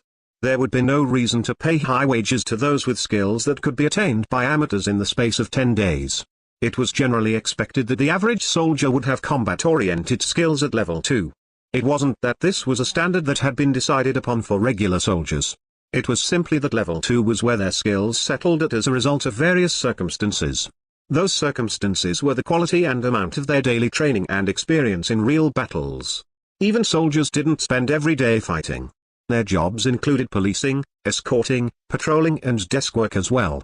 Soldier quality was important for those who hired them as well, but they couldn't spend money and time endlessly to improve the quality of those soldiers. As a result, the skill level of the average soldier was level 2. Thus, if it was common for ordinary people to acquire these skills in just 10 days, statesmen would be forced to pay large amounts of money to have soldiers train their skills to level 3. Well, they trained using a method that has never been used before, so I suppose that's how it is, said Vandali. The living armor instructors, monster targets that allowed experience points to be gained safely and real battle experience with the instructor's support. Vandali was likely the first in history to go this far to train ordinary people in combat. I think you being a guider has something to do with it as well, Botjan, said Saria. That might be the case, but I don't get a feeling that I'm using the guidance, demon path skill other than the constantly applied bonus to everyone's attribute values, said Vandali. He wasn't aware of the effects of the guidance skill. In fact, he wasn't even aware that he was walking on a demon path. It was a skill that Vandali couldn't sense. As Vandali watched Ivan and the others leave, Fester, who had come to pick Lena up, called out to him. Hey, Vandali, I wanted to ask you, could you make clothes for Lena in the same shape as Saria? With the laces and frills. If it's clothes rather than armor, I can, but has Lena agreed to this? Vandali asked. No, I mean, it's hard to talk to her about it, smack. Stop asking for stupid things and hurry up. You're the one who came to pick me up, right? Lena dragged Fester back home. It seemed that the training had placed her even more firmly in her position above Fester in their relationship. Mew, why nay-san? Rita wondered. I'm sexy, too. Botjan, when you do make such clothes, please make it possible to tell them apart from me, like making them a different color, said Saria. You really are young, aren't you? Terra remarked. Incidentally, in the days to come, Lena would send a request for Vandali to estimate some costs through Zadyrus, who visited the trading post regularly as an explorer. It was possible that the time for her wedding ceremony was close. In the Barngaya continent, there were apparently no rules against premarital sexual relations as long as both individuals were adults. The working ghoul women had also raised their skill levels to 2 within 10 days. They hadn't particularly tried to learn these skills up until now, but they had possessed the qualities to do so, so it wasn't particular skill levels to 2 within 10 days. They hadn't particularly tried to learn these skills up until now, but they had possessed the qualities to do so, so it wasn't particularly surprising. Vansama, my archery skill has also become level 2, said Tara. I would love to always be by your side, but I must return to my work. She possessed incredible skill as a craftsman but had been level 0 as a ghoul, but she had acquired experience points for the first time during this 10-day training, increasing her level dramatically. It wasn't enough for her rank to increase, but her attribute points had increased considerably. It didn't have any direct effect on her armsmith skill, but her increased physical strength would be useful for her work. Most importantly, it was good for her back. You should continue with this to get rid of your back pain, said Vandali. I was just planning to clear the 2 dungeons in the marshlands, too. What? I will die if I enter a high difficulty dungeon where earth dragons begin appearing from the first floor. Tara exclaimed. That's true for the one called the Scale King's Nest. I'm not talking about that one, I'm talking about the Lizardman's Nest.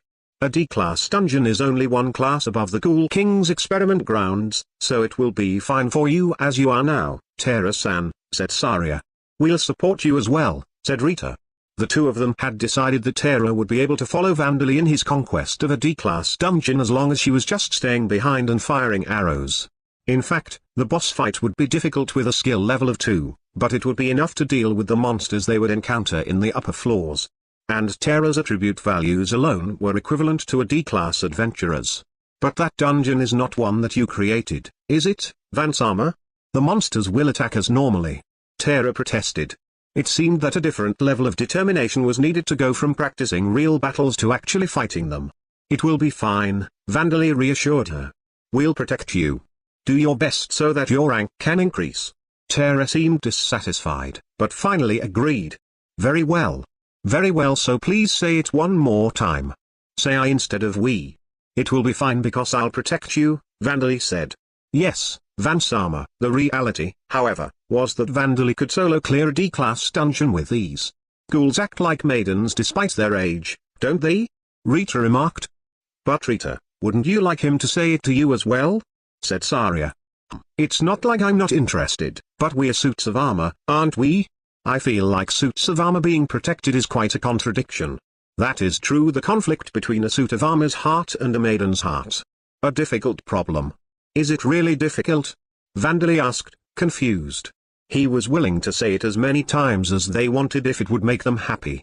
As the weather became colder, Vandali visited the marshlands once more in order to clear the dungeons. The first thing he did was have Bone Man and Shashua take him around so that he could inspect each area of the marshlands. He wanted to see whether the training of the lizardmen to work on the Capricorn farm was going well and whether the lizardmen had any requests or problems with their lives here. Of course, the lizardmen were genuine monsters rather than members of Veda's races. Many of them were astounded that the one who had conquered them was even taking the effort of coming and asking such things. Monsters are quite easy to rule over, aren't they? Vandali muttered. Monsters' ways of thinking were quite different to those of people. They thoroughly believed that the strong were always right. For instance, if their friends, parents, siblings and children were killed or eaten for stupid reasons, people would hate rulers and plot betrayal no matter how strong the rulers were. But monsters wouldn't consider it unless they were pressed or forced to betray rulers by someone who seemed even stronger. They would only think of betraying rulers if the rulers showed signs of weakness. For them, their friends being killed by rulers for pointless reasons and their friends being killed by other monsters or people were completely different things. Shashua, who seemed uncertain as to whether Vandali was dissatisfied with something, licked his own eyes with his tongue. My lord, as monsters, we are the more peculiar ones, said Bone Man. As he said, the undead who possessed their personalities from their previous lives as well as the members of the new races created through the influence of the death attribute, who could understand the values of people, were more peculiar as far as monsters went. In fact, the demon king Ujuronis, the ancestor of monsters, had created them to use as an army. There would be no value in an army that would betray him and his servants, who were more powerful than the monsters. It was better than hearing complaints from the lizardmen for years over how their companions had been killed, so Vandali didn't particularly mind. He didn't intend to do anything unreasonable to them just because he ruled over them now, but it was nice and simple that they would obey him just because he was strong. Though it was unusual, the lizardman did report one thing that was troubling them. Vandali went to look at it and found himself looking confusedly at the sight of lizardman children who had emerged from their eggs only a few days ago. "They look healthy to me," he said. "Jaya, Kuji-uu, Kuji-uu." Lizardman children were adorable. But the children that were crying energetically seemed perfectly healthy to Vandali. They were eating plenty, eating frogs and fish by biting their heads to begin with. But Shashua pointed at the children's heads. "Now that I look carefully, their heads are shaped differently." Shashua nodded. The children's heads weren't same shape as ordinary lizardmen. To put it simply, they were crocodile-shaped. There was no mistake that their parents were lizardmen, but all of the children hatched after the Scale King's defeat had apparently been born shaped like crocodiles rather than like lizards. "That is how it is, my lord. Do you have any memories of secretly immersing them in death attribute mana?" asked Bone Man. "None at all, but considering the timing, this should be the effect of guidance, demon path," said Vandali. It seemed that a new race had been born yet again.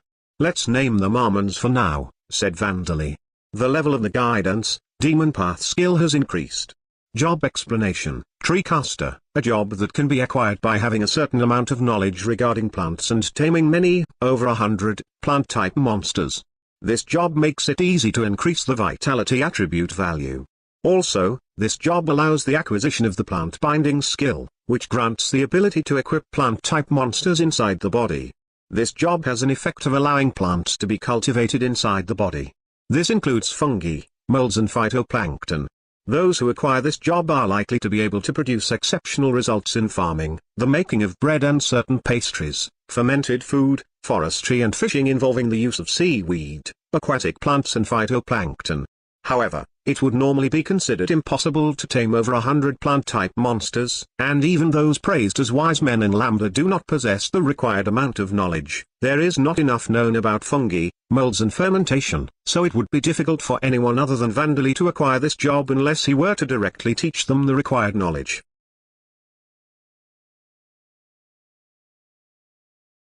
Chapter 101, The Meeting Between Those Who Crawl on the Ceiling.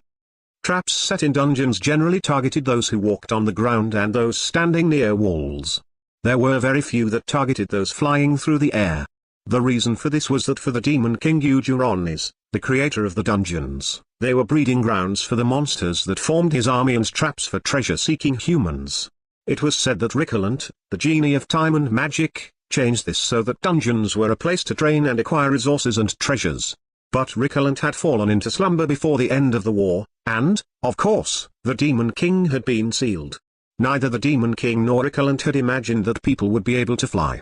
There were currently races created by Veda that could fly, such as pterosaur-type draconids and bat-type beast people, but before those races existed, no people could fly except for those with precious magic items, those with the ability to use advanced magic and those who had tamed flying monsters. For the Demon King and Rickolant, it could be safely assumed that there were many more flying monsters than people with any method of proceeding through a dungeon other than walking across its floors. Even so, some B-class and A-class dungeons contained traps targeting those who could fly, but such traps didn't appear in class dungeons and below. However, there were some monsters in dungeons resembling caverns and ruins that clung to the ceilings and looked to take adventurers by surprise. A mucus-like monster called a slime was clinging to the ceiling in this particular dungeon. This slime, whose instincts as a monster generated by the dungeon made it prioritize the repulsion of intruders over its own life, patiently waited for its prey to pass by beneath it. But the slime heard the rustling of something crawling along the ceiling. It ignored this sound, thinking that it was just some other monsters. But the source of the sound drew closer to the slime. Monsters born in the same dungeon didn't share any feelings of companionship. Though they prioritized other monsters less than the repulsion of intruders, they were still just prey. The slime obeyed its instincts and decided that this approaching monster was prey. But what approached it was not a monster. It was an intruder with spider legs protruding from its back and bee legs extending from its sides, crawling along the ceiling. The slime did not see things as people did, but the presence it sensed was so bizarre that even its instincts stopped functioning. The reaction suddenly disappeared. Vandali, who had gone on ahead to use danger sense, Death, in order to see whether there was any danger such as traps on the ceiling, was confused by the sudden disappearance of the reaction that he had sensed, and his gaze began to wander around. He had been certain that there had been a trap or a monster waiting for an ambush from the ceiling, but there was no way that a trap would disappear on its own, and even if the monster fled, it was unnatural for it to do so without making a single noise. He tried using Detect Life and found a response, but it wasn't a very strong one. He hadn't sensed a large danger to begin with, so it was likely a venomous insect or something. Coming to this conclusion, Vandali decided to continue, but then he froze as he felt a wet sensation on his hand. Vandali and his party had challenged the D-class dungeon, the Lizardman's Nest, in order to power level Terra and to have the Lizardman become absolutely loyal to him, and they had gained immediate results. "I have tamed a slime," Vandali announced happily, having brought back a slime with a wash basin's worth of fluid volume and an internal core the size of a child's fist. "Oh, that's definitely a slime. It really is. It's my first time seeing one. How rare. This is also my first time seeing a slime. It's certainly a slime." Kasim, Zeno, Festa, Terra and Rita were all surrounding the slime, impressed. "It is true that it is rare, but why does Botchin seem so happy?" Sario asked, and everyone looked at Vandali, suddenly wondering the same thing. For him, slimes were indeed rare. This enormous, amoeba-like rank 2 monster was an enemy that would be dangerous for beginner adventurers if they were caught by surprise. Attacks with farming tools and improvised weapons were ineffective, as slimes possess great resistance to impacts. But in the end, they were only rank 2. They could be defeated by brute force using martial skills, and a thrusting weapon could be used to pierce the core to defeat them easily. They could be exterminated even more easily using offensive magic spells. Superior slime races such as metal slimes and poison slimes were enemies that one would need to stay vigilant against, but ordinary slimes were nothing but small fry as long as they weren't handled carelessly. In fact, even in devil's nests, they often concealed themselves in hidden places and scavenged corpses rather than actively hunting other monsters. That was why they were simply rare monsters that were seldom encountered. It was difficult to imagine that anyone would be happy about taming them. Especially Vandali, who had already tamed numerous high-rank monsters. "It's because it's a slime," said Vandali. For him, slimes were a great example of monsters that appeared in fantasy works, just like goblins. Unlike the slimes that appeared in an extremely popular international game on Earth, the jiggling, quivering slime in Vandali's arms wasn't comical or cute in appearance. In fact, it was dark-colored, viscous and odd. But it was still a slime. "It's weak now, but I'm sure it will become strong," said Vandali. Just like Bone Man, the other undead, Pete and Pain. Bone Man, who now rode demon horses, and Leo, formerly the Scale King, and the calamity-designated Bone Fort Notchen, had originally been rank 1 living bones. Though the slime was currently rank 2, there was more than enough of a chance it could become a calamity-designated race surpassing dragons in the future. Click click. Pete and Pain, a former pain worm, emerged from Vandali to agree. Pete had become a rank 5 lightning centipede that emitted electricity from the horns on his head, while Pain had become a rank 4 fur worm with a lot of fluffy hair covering his body. "That's true," everyone said simultaneously. Given Vandali's track record, they had no choice but to agree. "Then we'll have to be careful to make sure that the slime doesn't catch up to us," said Kasim. "If I recall, Bone Man San took 8 years to. Won't it be difficult?" asked Zeno. "I do not mind in the slightest if he catches up to me," said Terra. "Botchin, please raise us properly too," said Rita. Kasim and the others hadn't been opposed to the idea.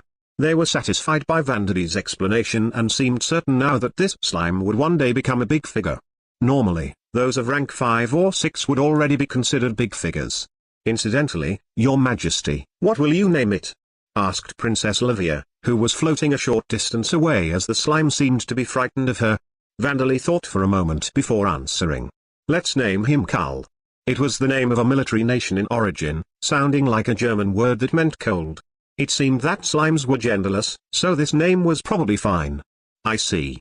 Nice to meet you, Karl," said Kasim. "By the way, are we going to walk on and have it follow us? Or are you going to have someone carry it?" "It's all right," said Vandali. "I can equip him with insect binding technique."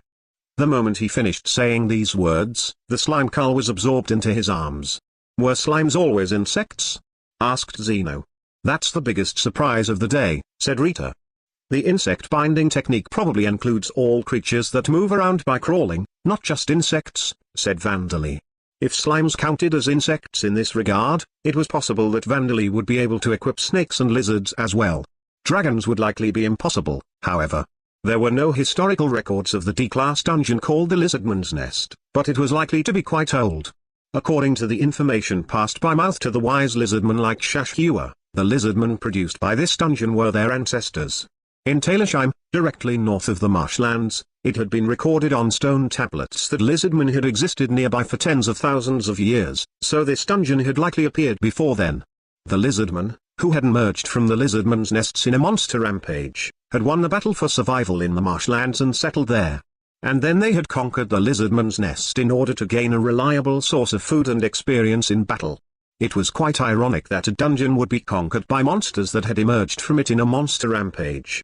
And the lizardman who had cleared this dungeon on his own was a being acknowledged by the god who had created him, whose name was not known, so there was apparently a custom among the lizardmen of these marshlands where they paid their respects to this exemplary member of their race.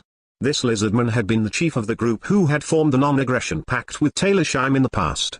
Then isn't it likely that you won't be recognized as an exemplary individual if you clear the dungeon with us? Asked Kasim. That's not a problem, said Vandali. I'll be soloing when I clear the B-class dungeon that Leo, the Scale King, came from, anyway. The above-mentioned honorary custom had fallen out of use when the B-class dungeon that had given birth to Leo appeared. Though you say you will solo, we will be with you, Princess Livia reminded him. Click click. And so they cleared the dungeon up to the 12th floor with ease. Befitting of the birthplace of the lizardman, most of the monsters in this dungeon were lizardmen, so Kasim and the others would have found it difficult on their own, but the rank 5 Livia, the rank 6 Living Armor Sisters and Vandali himself were with them. There was no chance that a D-class dungeon would give them problems. And the labyrinth construction skill informed Vandali of each floor's layout as he stepped into them, so they never even lost their way. If they wanted to, they could have even done a complete run through the dungeon in just a few hours. Their objectives were the leveling of Terra, Kul, Kasim and his friends and to check the value of the resources in the dungeon.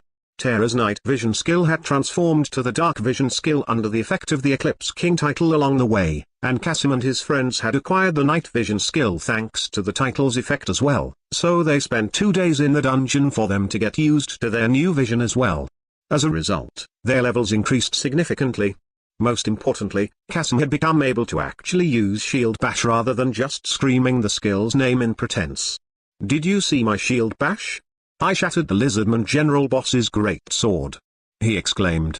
Yes, I saw it. Terra shouted.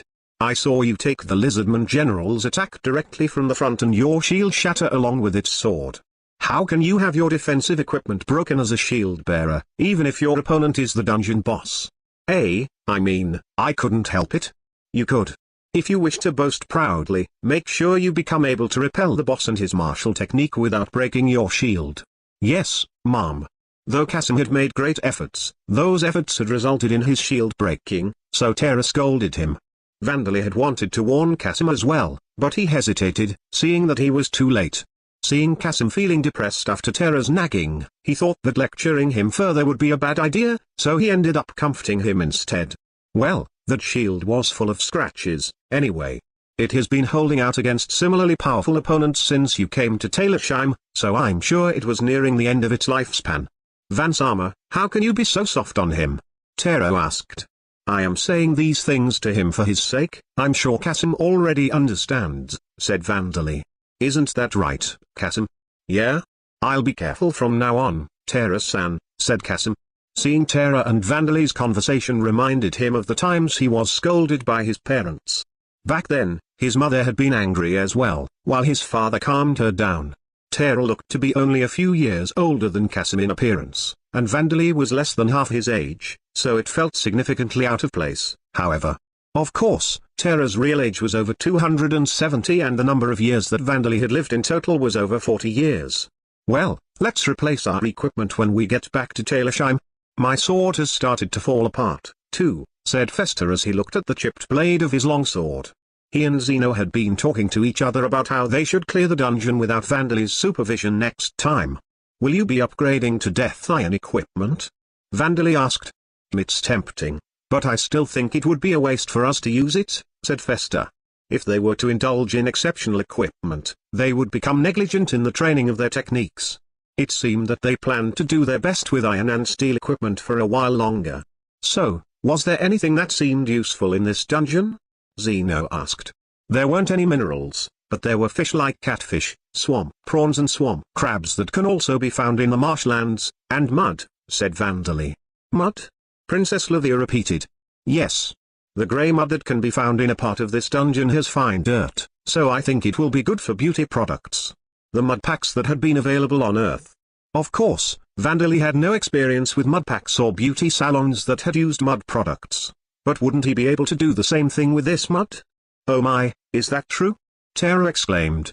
That's good for you, isn't it, Terra-san? Said Princess Livia. I see, said Saria. More importantly, Botchan, you said that catfish are delicious when cooked with the Kaba method, but how are you supposed to cook them with the Kaba method? Asked Rita.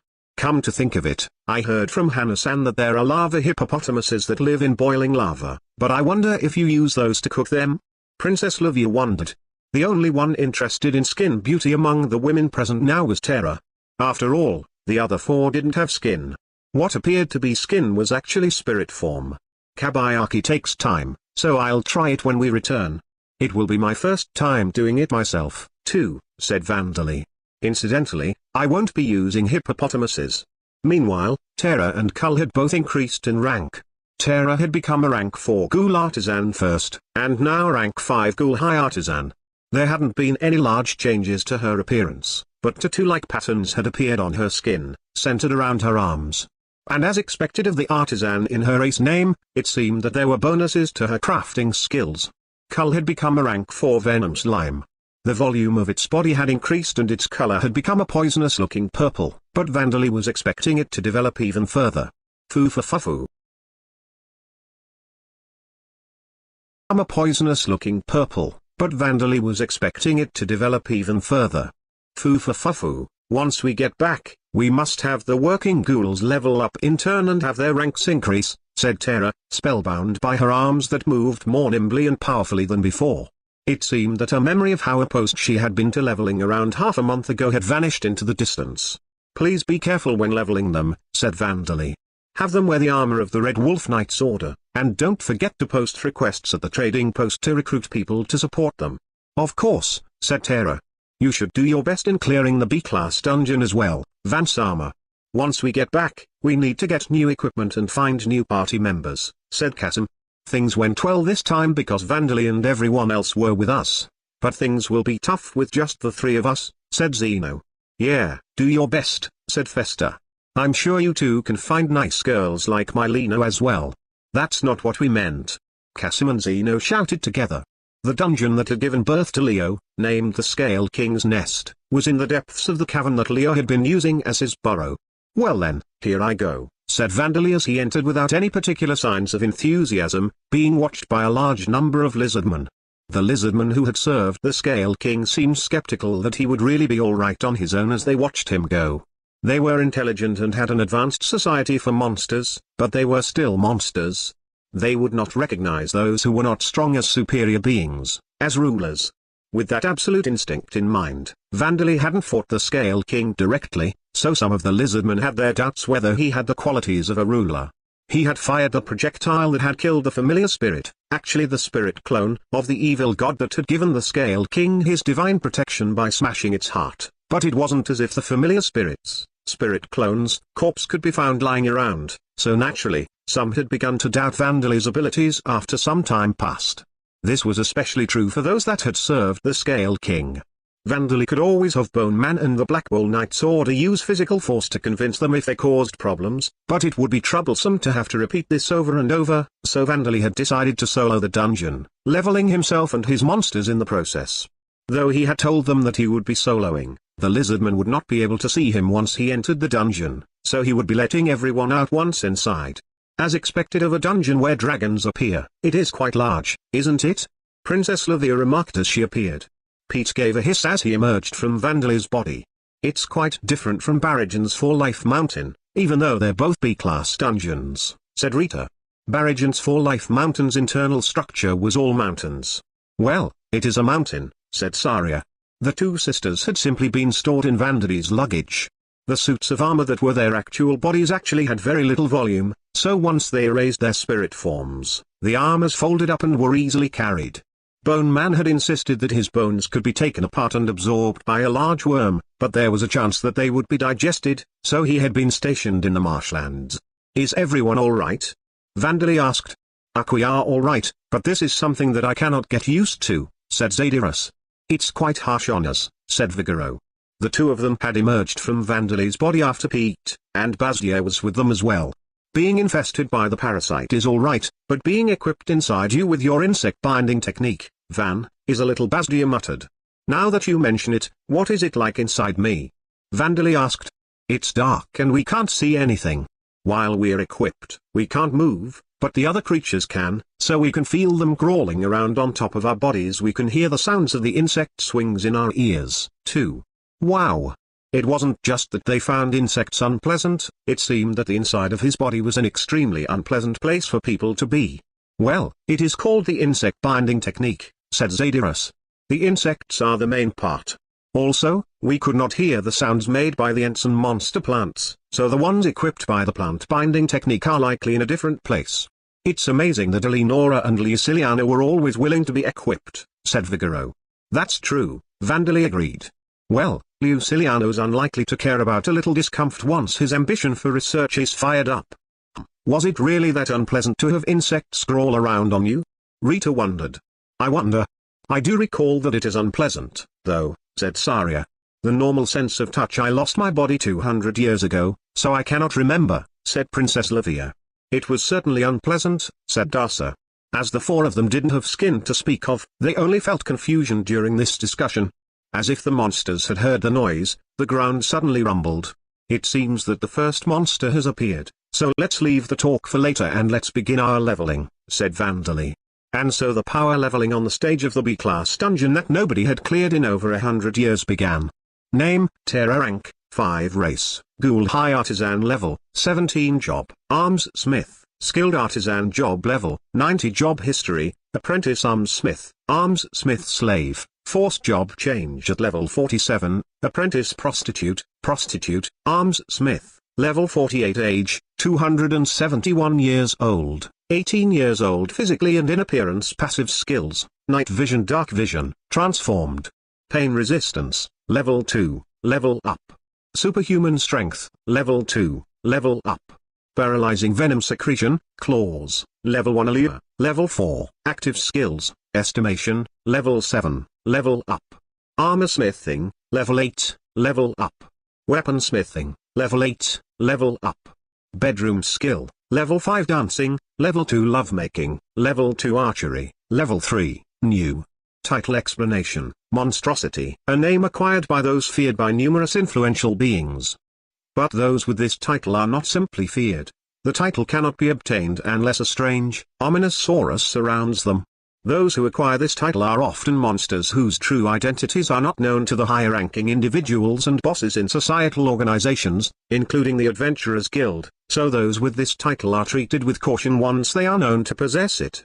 However, they might simply draw attention in the underworld.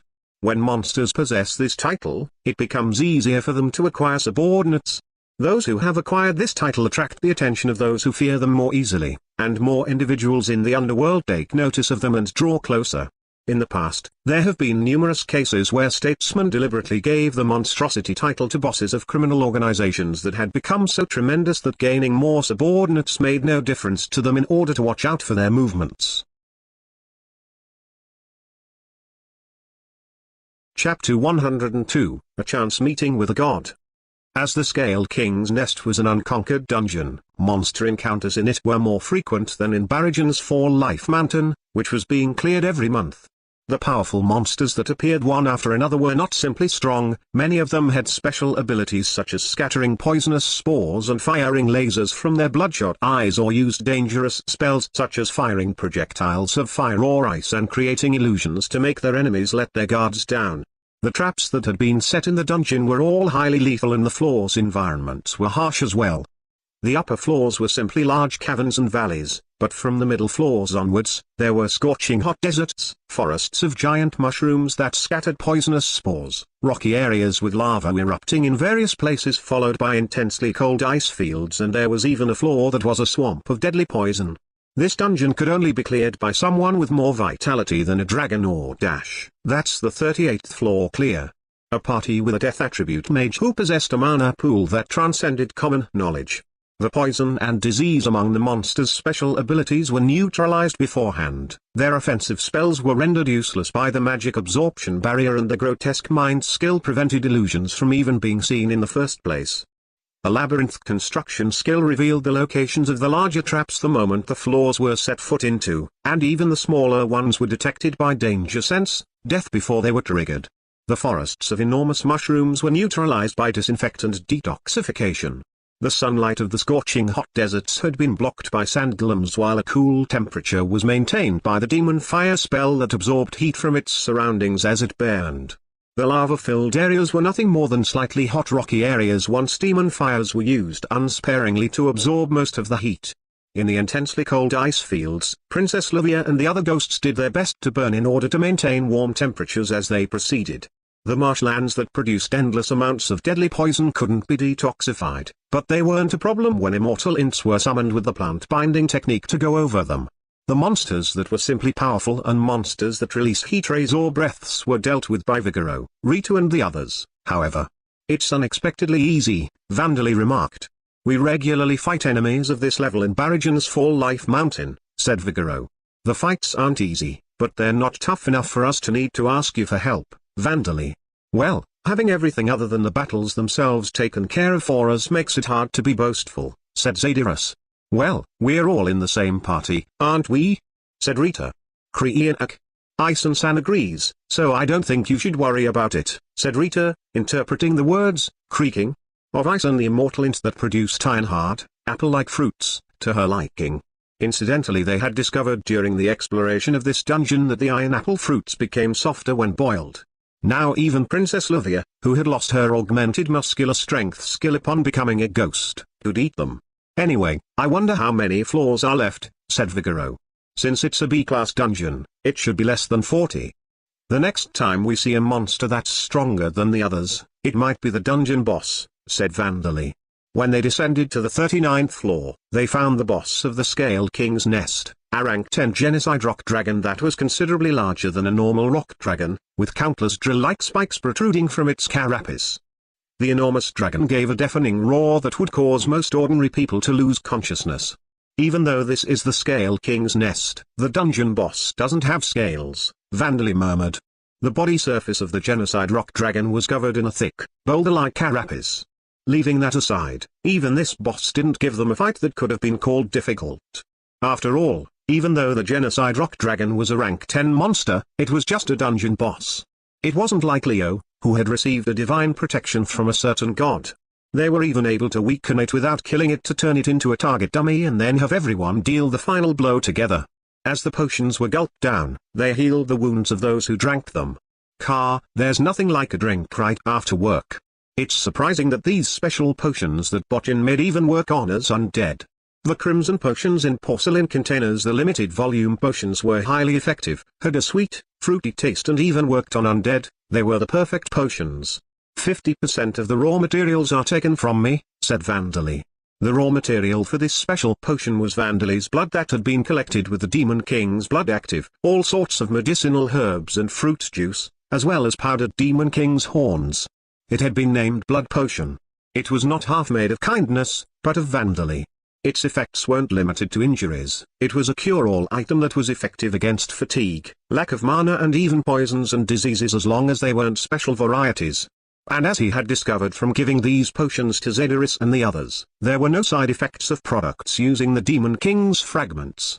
Vandali had experimented for around a month using the soulless monsters from the Eclipse King's orchard, goblins captured alive near Talersheim and bandits captured from outside, but no negative effects on the body or mind had appeared. Just like the products created from the Demon King's horns, it seemed that the Demon King's fragments that were separated from Vandali did not gain their own individual wills. It was likely that the parts that Vandali produced were nothing more than derivatives. It was likely that the core-like parts didn't leave Vandali's body. If that wasn't the case, the large number of Demon King's horns that Vandali had produced up until now would have infested a lot of living creatures by now. Basdia licked her lips once she was sure that not another drop would come out of her bottle.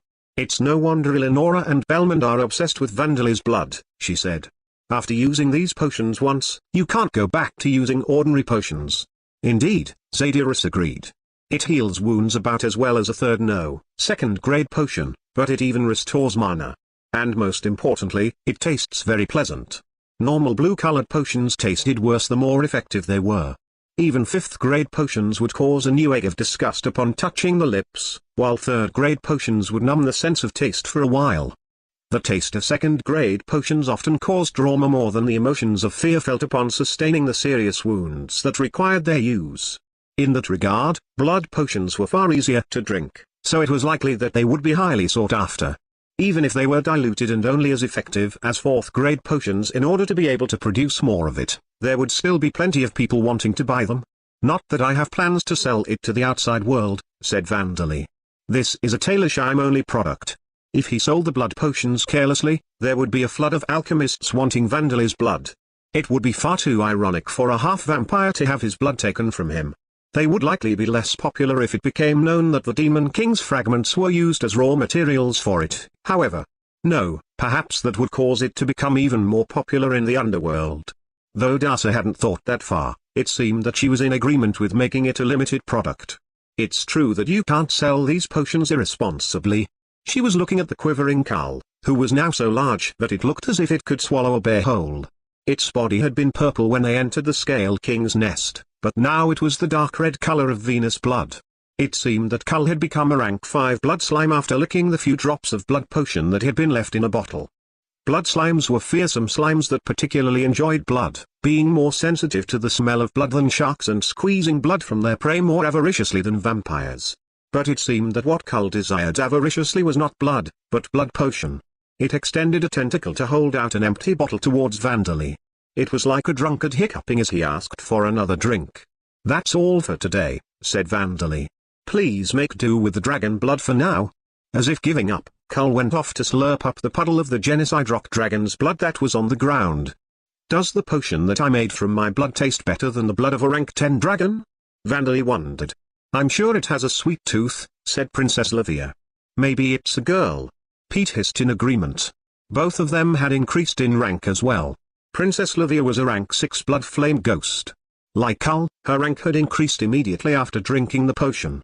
Pete was a rank 6 great black lightning centipede. His appearance was becoming more and more fiendish. Potions that cause an increase in rank when they're consumed are too dangerous to sell, said Darcy. But they did not cause an increase in rank when tested on goblins and such, said Zadyrus. Perhaps some kind of affinity was involved, or perhaps it was the effect of guidance, demon path. Even if it was the latter, it wasn't a skill that Vandali could consciously choose the targets for, so it would probably be best not to sell the potions. Everyone else's ranks had increased as well. Vigoro had become a rank 8 ghoul great tyrant and Zadyrus had become a rank 8 ghoul wizard.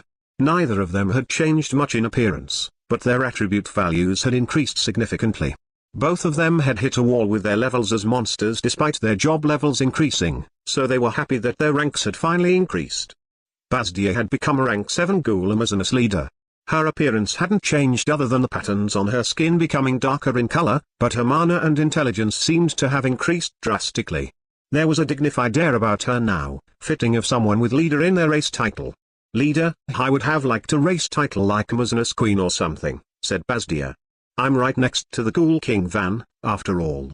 Her dignified presence quickly faded away when she laughed as she lifted Vandali into the air, however.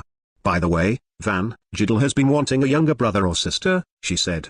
Then when we get back, I'll ask her to wait another around 10 more years, said Vandali. Mew, how cold of you, Van. How can I not be? It's still impossible for my body, so I wish you wouldn't demand such careless things, Vandali thought. If there is a queen next to the king, there must be maids to serve them, right, Botjan? Saria and Rita had become rank 7 living maid armors.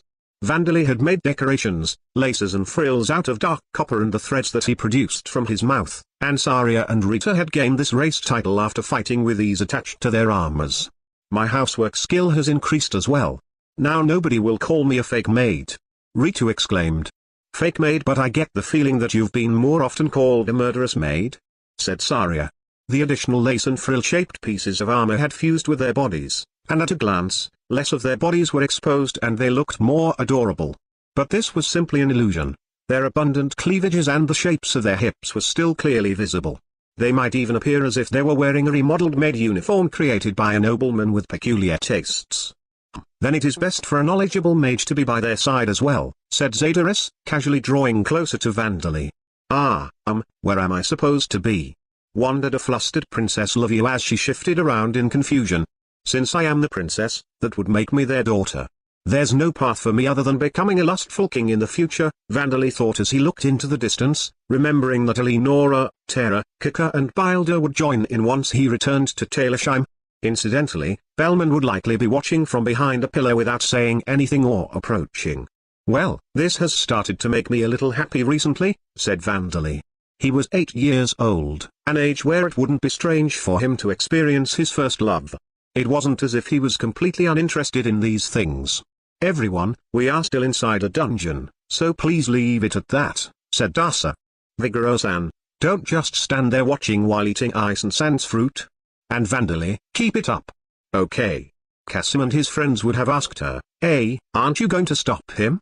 But Dasa was a passionate person who had an illicit love affair with a subordinate vampire Valen. She wouldn't say anything that would make things difficult as long as both parties felt the same way. And everyone was saying that they would wait until Vandali became an adult, so there was nothing to stop. The insectoid monsters like Pete and Pain, as well as the plant-type monsters, had increased in rank as well. The cemetery bees were now all cemetery bee soldiers, but it seemed that they didn't intend to return to the nest in Talersheim. They would follow Vandali, who kept the egg that the queen bee had been reborn in inside his body, and help care for the larva once it hatched. Now then, let's finish dismantling the corpse and take a rest before looking at the treasure chamber and heading back, said Vandali. The levels of the rapid healing, death attribute magic, magic resistance, chant revocation, venom secretion, claws, fangs, tongue, enhanced agility, body extension, tongue, enhanced physical ability, hair, claws, fangs, tongue, thread refining, surpass limits, golem transmutation, alchemy, unarmed fighting technique, high-speed thought processing, plant binding technique, thread reeling, throwing, scream, dead spirit magic, insect binding technique, artillery technique, labyrinth creation and mana enlargement skills have increased. The treasure chamber that Vandali and his party went to was full of treasures and magic items worthy of the dungeon's first clearance. But perhaps because the main race that had inhabited the surrounding areas had been lizardmen for a long time, there were quite a lot of things that were suited for the lizardmen's physiques and tastes. Defensive equipment that was supposed to be attached on flexible, sturdy tails were of no use to humans or even beast people. Rapisage and Yamato will be happy, won't they? Said Vandali. He did have people to give these to. Terra and Datara would likely find it difficult to make armor specialized to be worn on tails, so it was fortunate that he had found it. There were no gold or silver coins, but there were plenty of gold and silver nuggets lying around instead, as well many gemstones so large that if they were attached to a ring, they would tire the finger wearing it. These non-magic item treasures alone were valuable enough to buy a court rank on their own. In fact, clearing a B-class dungeon that had never been cleared before was a great enough achievement to become an honorary nobleman. If the achievement was recognized, that is. Fortunately, Vandali didn't realize this. That large crystal, no, is it an orb? What are you going to do with it? Asked Vigoro, drawing Vandali's attention to a large orb by pointing at it. For now, we'll carry it out. No, stop. That's a dangerous item, said Vandali. There was a reaction from danger sense, death. In other words, this orb was a dangerous item that could cause death for Vandali and his allies. Cracks began to loudly appear on the orb. What? Get away from it, Vigoro. Everyone, get near Bochan. Everyone gathered near Vandali and braced themselves as he put up a barrier. And then the orb crumbled to pieces. With a deafening roar, an enormous, grotesque-looking dragon appeared from the orb. It looked as if it were a giant person's hand that was covered in enormous scales, its fingers replaced by the heads of one-eyed snakes. As it roared, Vigoro, Zadyrus and the others, whose ranks had increased, felt their minds tremble as their bodies froze despite being inside Vandali's barrier. Their eyes widened as they looked upon the dragon's grotesque form. Darsa, who was a weak spirit, quivered feebly. Vandali decided to kill it. Go, wait. Calm down. If we just talk, you'll understand if we talk. I didn't mean any harm. It's true, please believe me.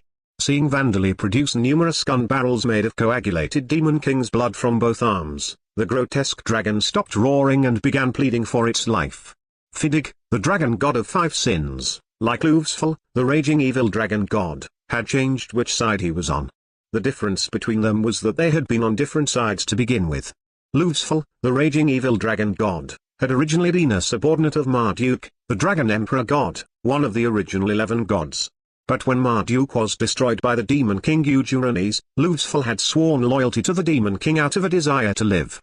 Fidig, the dragon god of 5 sins, had originally been one of the evil gods serving the demon king. But he hadn't sworn loyalty to anyone. He had simply been serving the demon king because there had been no other way for him to survive. And so, for the purpose of surviving, he had obeyed the demon king's command and invaded the world of Lambda, to make it a place that would replace his own world that had been destroyed. But the champion Zakat had offered them a new choice. Gods from foreign worlds, if you will separate yourselves from the demon king and become our allies, we will welcome you into this world as new gods. This proposal that contained no signs of lies was astonishing and made Fidig's heart dance with joy. The demon king was a tyrant who had no mercy for those who defied him or failed to meet his expectations. He had broken the souls of useless subordinates to make an example of them on numerous occasions. The only reason there hadn't been any rebellions despite this was the demon king's overwhelming strength.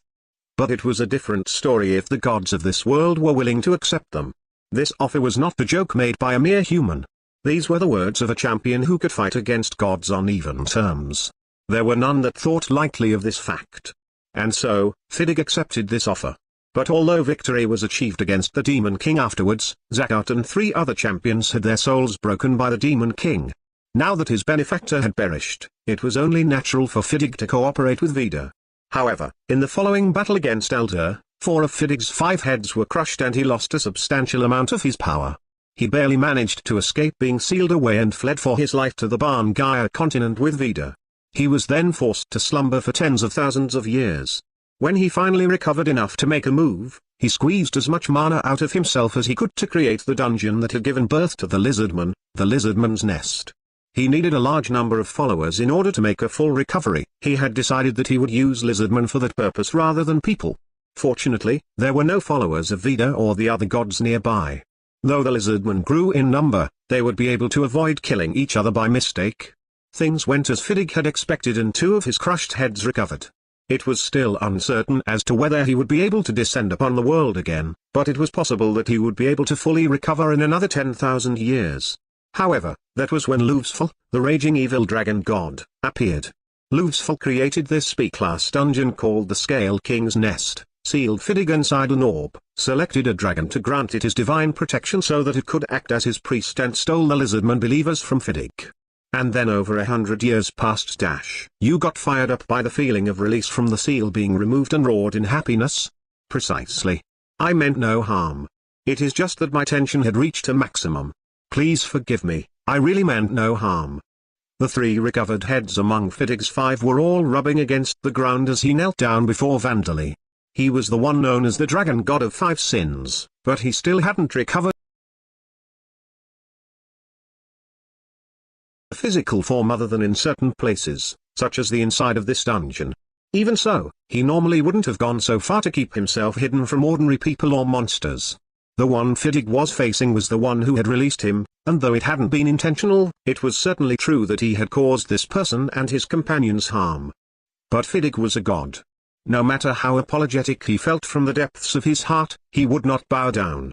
But the one before his eyes was not a person. If I don't behave properly, I'll be killed. That was the kind of being that was in front of him.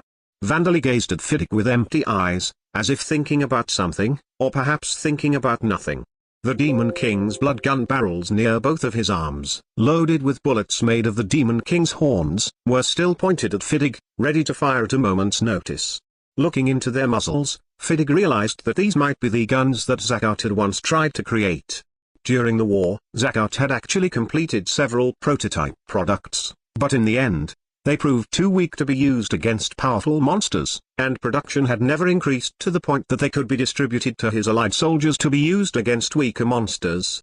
Although they had been effective against weaker monsters, they had no effect against the monsters of rank 13 and above that the champions had faced back then, despite the bullets being made of mithril, adamantite or even orichalcum.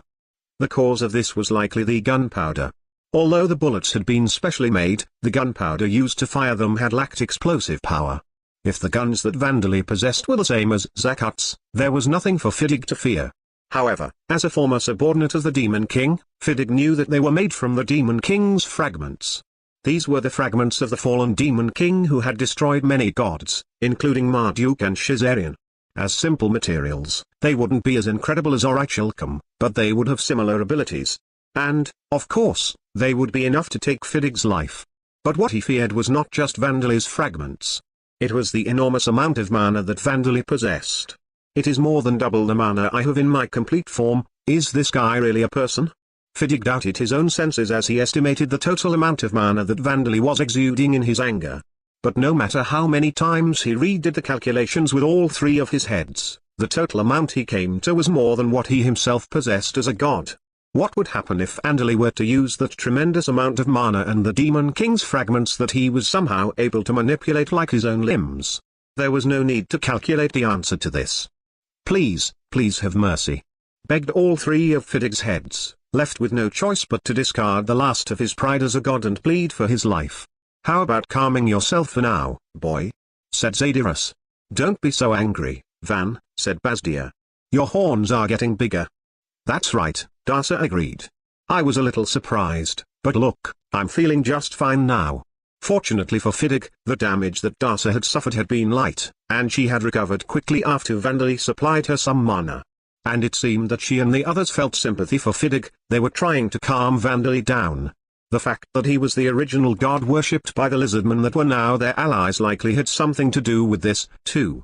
Your Majesty, he was an ally of the goddess, so please settle down, said Princess Livia. You're right, Vandali said finally, and the gun barrels made of the Demon King's blood silently crumbled and collapsed. I'm saved, Fidig gasped as he collapsed onto the ground, exhausted. Now that I think back, I remember making a similar mistake, said Vandali, remembering the great rampage that he had gone on after becoming an undead in origin. Now that he looked back on it, that had been a mistake. There had been something wrong with him back then. He had become high and intoxicated on the sensation that ran through his entire body, as if he were an all-powerful god, after acquiring freedom for the first time in his second life. He had then worked hard to gain his revenge, but as a result, the reincarnated individuals who were supposed to be his companions had ended up disposing of him. Now that Vandali thought back to it, he realized that he couldn't blame them, as he would have appeared to be a monster without the ability to reason. If only he had maintained his composure after becoming an undead, if only he hadn't killed any of the researchers that he hated or the guards that had been in his way, if only he had simply escaped the facility while causing as little damage to it as possible and then concealed himself. He should have gathered information about the outside world and then made contact with the other reincarnated individuals himself. It would have been best to show that he possessed the ability to reason and a sense of self that would have allowed him to perform relief work for humanity, such as rescuing other victims who had been in the same circumstances as him. This was only something that could occur to him now, and this was not even taking into account whether all of this would have been possible or not. And he could calmly reflect upon this himself. But if he were to point this out to others, especially the other reincarnated individuals, they would only have a desire to kill him. But in any case, Vandali was able to accept Fidig, who was lying before his eyes. I'm forgiving you because of my mother's words, but don't do that again, said Vandali. And though this is a separate matter, can I expect some thanks for sparing you? Yes, of course. Since I have not fully recovered yet, I can only maintain my physical form in this dungeon, but, for now, I'll give you my divine protection and a title. Let's see, first of all, I'll give you the title of being the next Scale King. I don't have any scales. Is it really all right? Vandali asked. You have acquired the Scale King title. Title explanation. Scale King, a title bestowed by a god to the leader of the lizardmen who rule over the great marshlands in the southern reaches of the Barngaya continent that is separated from the rest of the continent by the Boundary Mountain Range. As the title suggests, it represents a king who possesses scales, granting a charisma that is effective against lizardmen and other scaled monsters such as reptilian monsters and dragons. This does not include fish-type monsters. It also normally has the effect of making the scales of the title's possessor more beautiful, but this effect is adapted when the title is possessed by someone without scales. Name, Col rank, 5 race. Blood slime level, 92. Passive skills, blunt damage resistance, level 6 hunger resistance, level 2 predators restoration, level 5 body form manipulation, level 3 venom secretion, level 5 active skills, silent steps, level 4 bloodwork. Level 1 surpass limits, level 2 grow, level 1, name, Pete rank, 6 race, great black lightning centipede level, 14, passive skills, hunger resistance, level 2 self-enhancement, following, level 4, level up. Venom secretion, neurotoxin, jaws, level 5, level up. Wind attribute resistance, level 2, new. Enhanced body, exoskeleton, horns, level 4, new. Superhuman strength, level 2, new. Active skills, silent steps, level 1 charge, level 5, level up. Surpass limits, level 5, level up. Armor technique, level 1, new. Lightning, level 6, new. Unique skills, Dragon Devourer, level 1, new.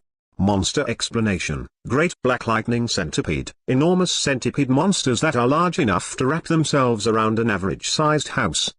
Their black exoskeletons are impervious to superficial attacks, while their charging attacks using their horns as weapons are so powerful that even shield bearers must be careful. Also, even if they are fought from a distance, it is capable of releasing long-ranged lightning attacks, so caution must be taken when exterminating these monsters. They are far more intelligent than their appearance would suggest, and while they cannot speak human language or cast spells, they are capable of using skills such as armor technique. For some reason, Pete has even acquired a unique skill, granting him increased attack power and defensive power against dragons and allowing him to increase his own attribute values by devouring them.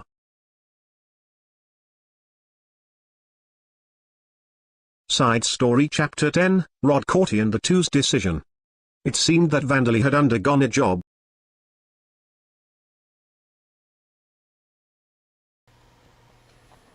So, yeah. Hello. This is your boy Shrimp. Back at you with the latest update. Okay, so right now we're having fun with the coloring of the clothes and skin. I'm also very happy with what I did with the eyes. I think it's really pretty. Maybe I should add some screen type or some adjustive layers to increase the highlights. Some of the parts of that needed to be a bit colored. Yeah, and so far so good.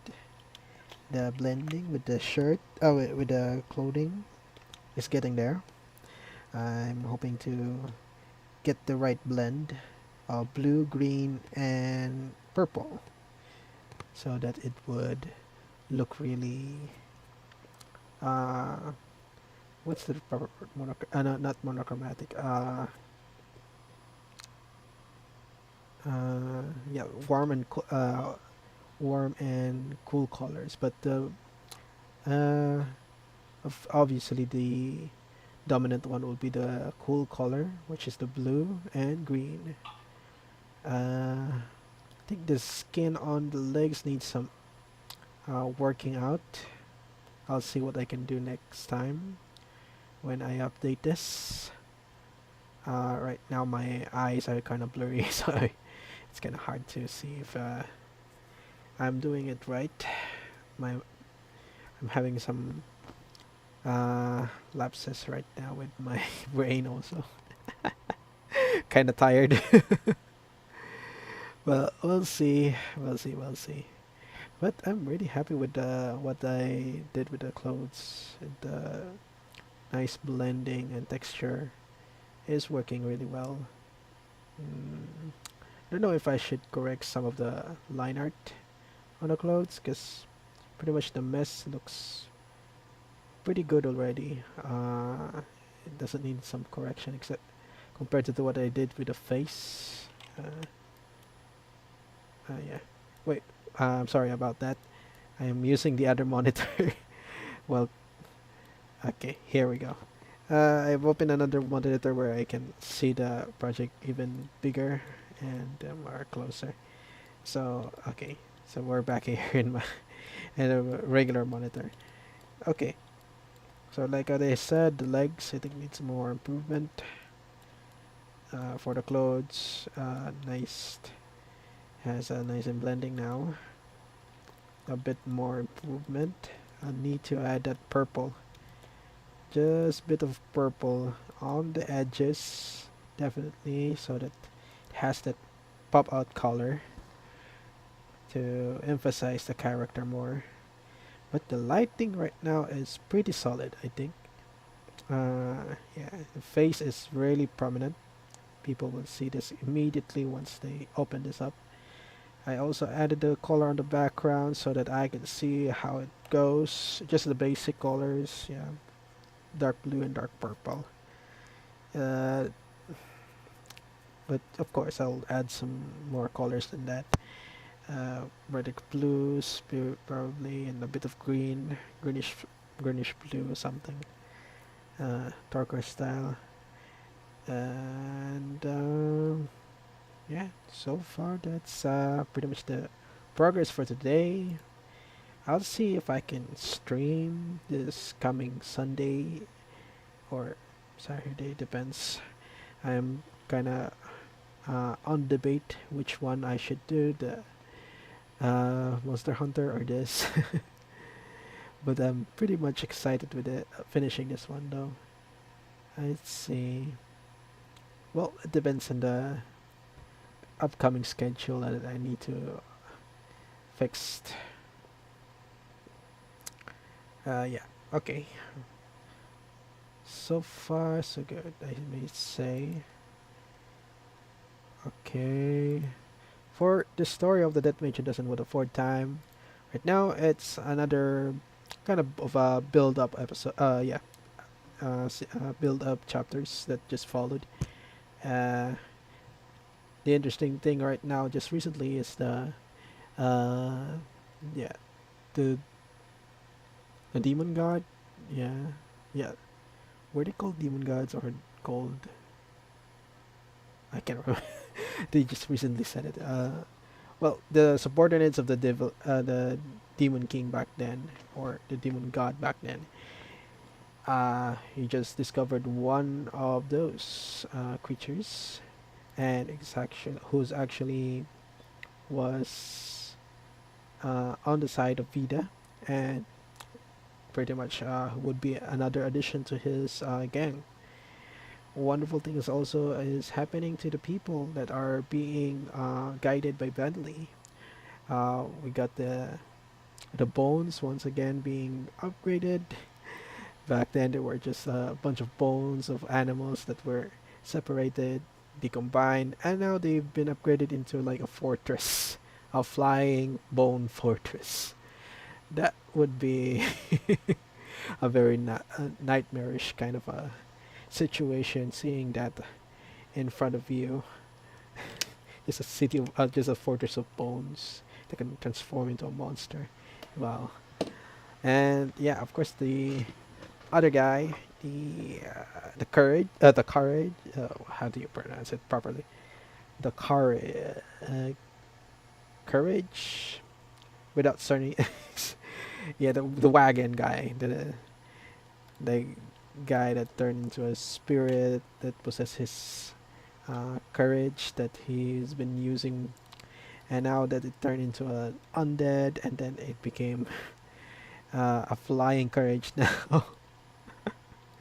It's so silly, just because he's just jealous that his master is now capable of flight, or capable of taming creatures that could fly also. So he wants to be able to fly because he wants to be main guy to uh, be the mount of his master or something. That kind of reasoning. Uh, and also the cemetery priest getting upgrades. I wonder what would the outcome be. Would she be more humanoid when she comes out from that egg? Let's just see in the near future when that happens. Oh, and speaking of other creatures, I think that uh, lump of flesh that once experimented by Vandalay that is about to, it's been moving all around already, having some a bit of life, even though it doesn't have proper organs or something. It might come in handy in the near future. I have a feeling. Hmm.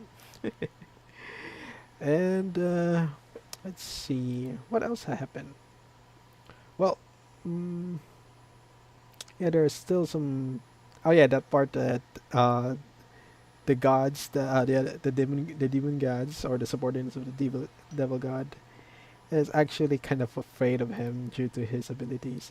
Even the if probably oh yeah, definitely if the main gods of the world would see him, they would be afraid also due to his ability to just like destroy spirits and even gods with that ability. And now that he is being fused with the former demon god body parts, he's pretty much OP. And yeah, so far we'll learn more about what will happen in the near future with uh, this story. Is that is yeah. Next chapter will be a side story about Rod Courtney. So let's see what's his thoughts about Vandally now. Would he still be a very stubborn old dude that would still insist that Vandally should be killed and stuff like that? But he's pretty much uh, in a bad situation right now because Vandally is now having the ability also to create his own reincarnation system, which was Rod Courtney's specialty and his like main thing, and now it's being stolen by Vandally. So the very guy that was planning to dispose is now gaining the same ability that he has, his specialty. So that would be interesting when they once again be face to face to each other. Wonder what will be his Rod Gardner's reaction when they meet up once again. But yeah, okay. So pretty much that's it for our design. It's getting really beautiful. Our story is getting interesting. Let's just look forward to more in the future as I continue streaming this progress, and I can't wait to finish this. This will be, like I was said, a very interesting time lapse if I finish this. So yeah, I'm really thinking of just streaming another uh, Art with Adventure this weekend. Hmm. Yeah. I really wish that I have more time, but I had to do work, and I have some projects that I need to finish. So there's less time for me to do these streams, do this kind of work. So, but yeah, I'm still enjoying this, even though I could only do this once or twice a week.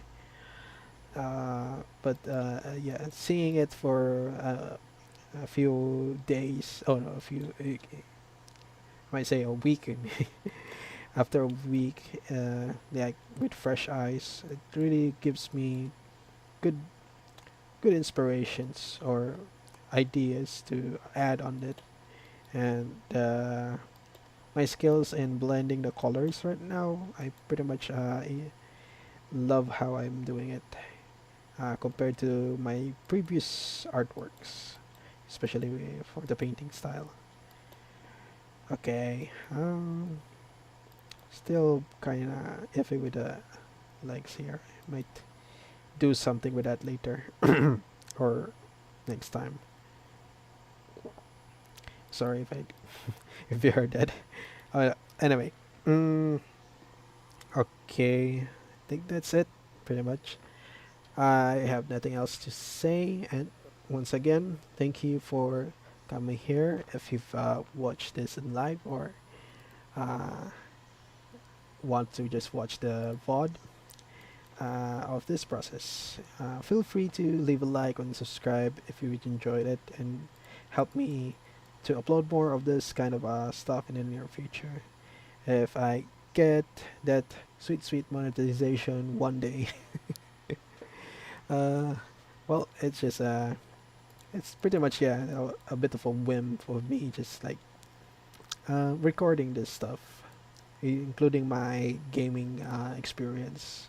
But yeah, would be also nice if I get that monetization uh, application in the near future. If a lot more views will come and subscription.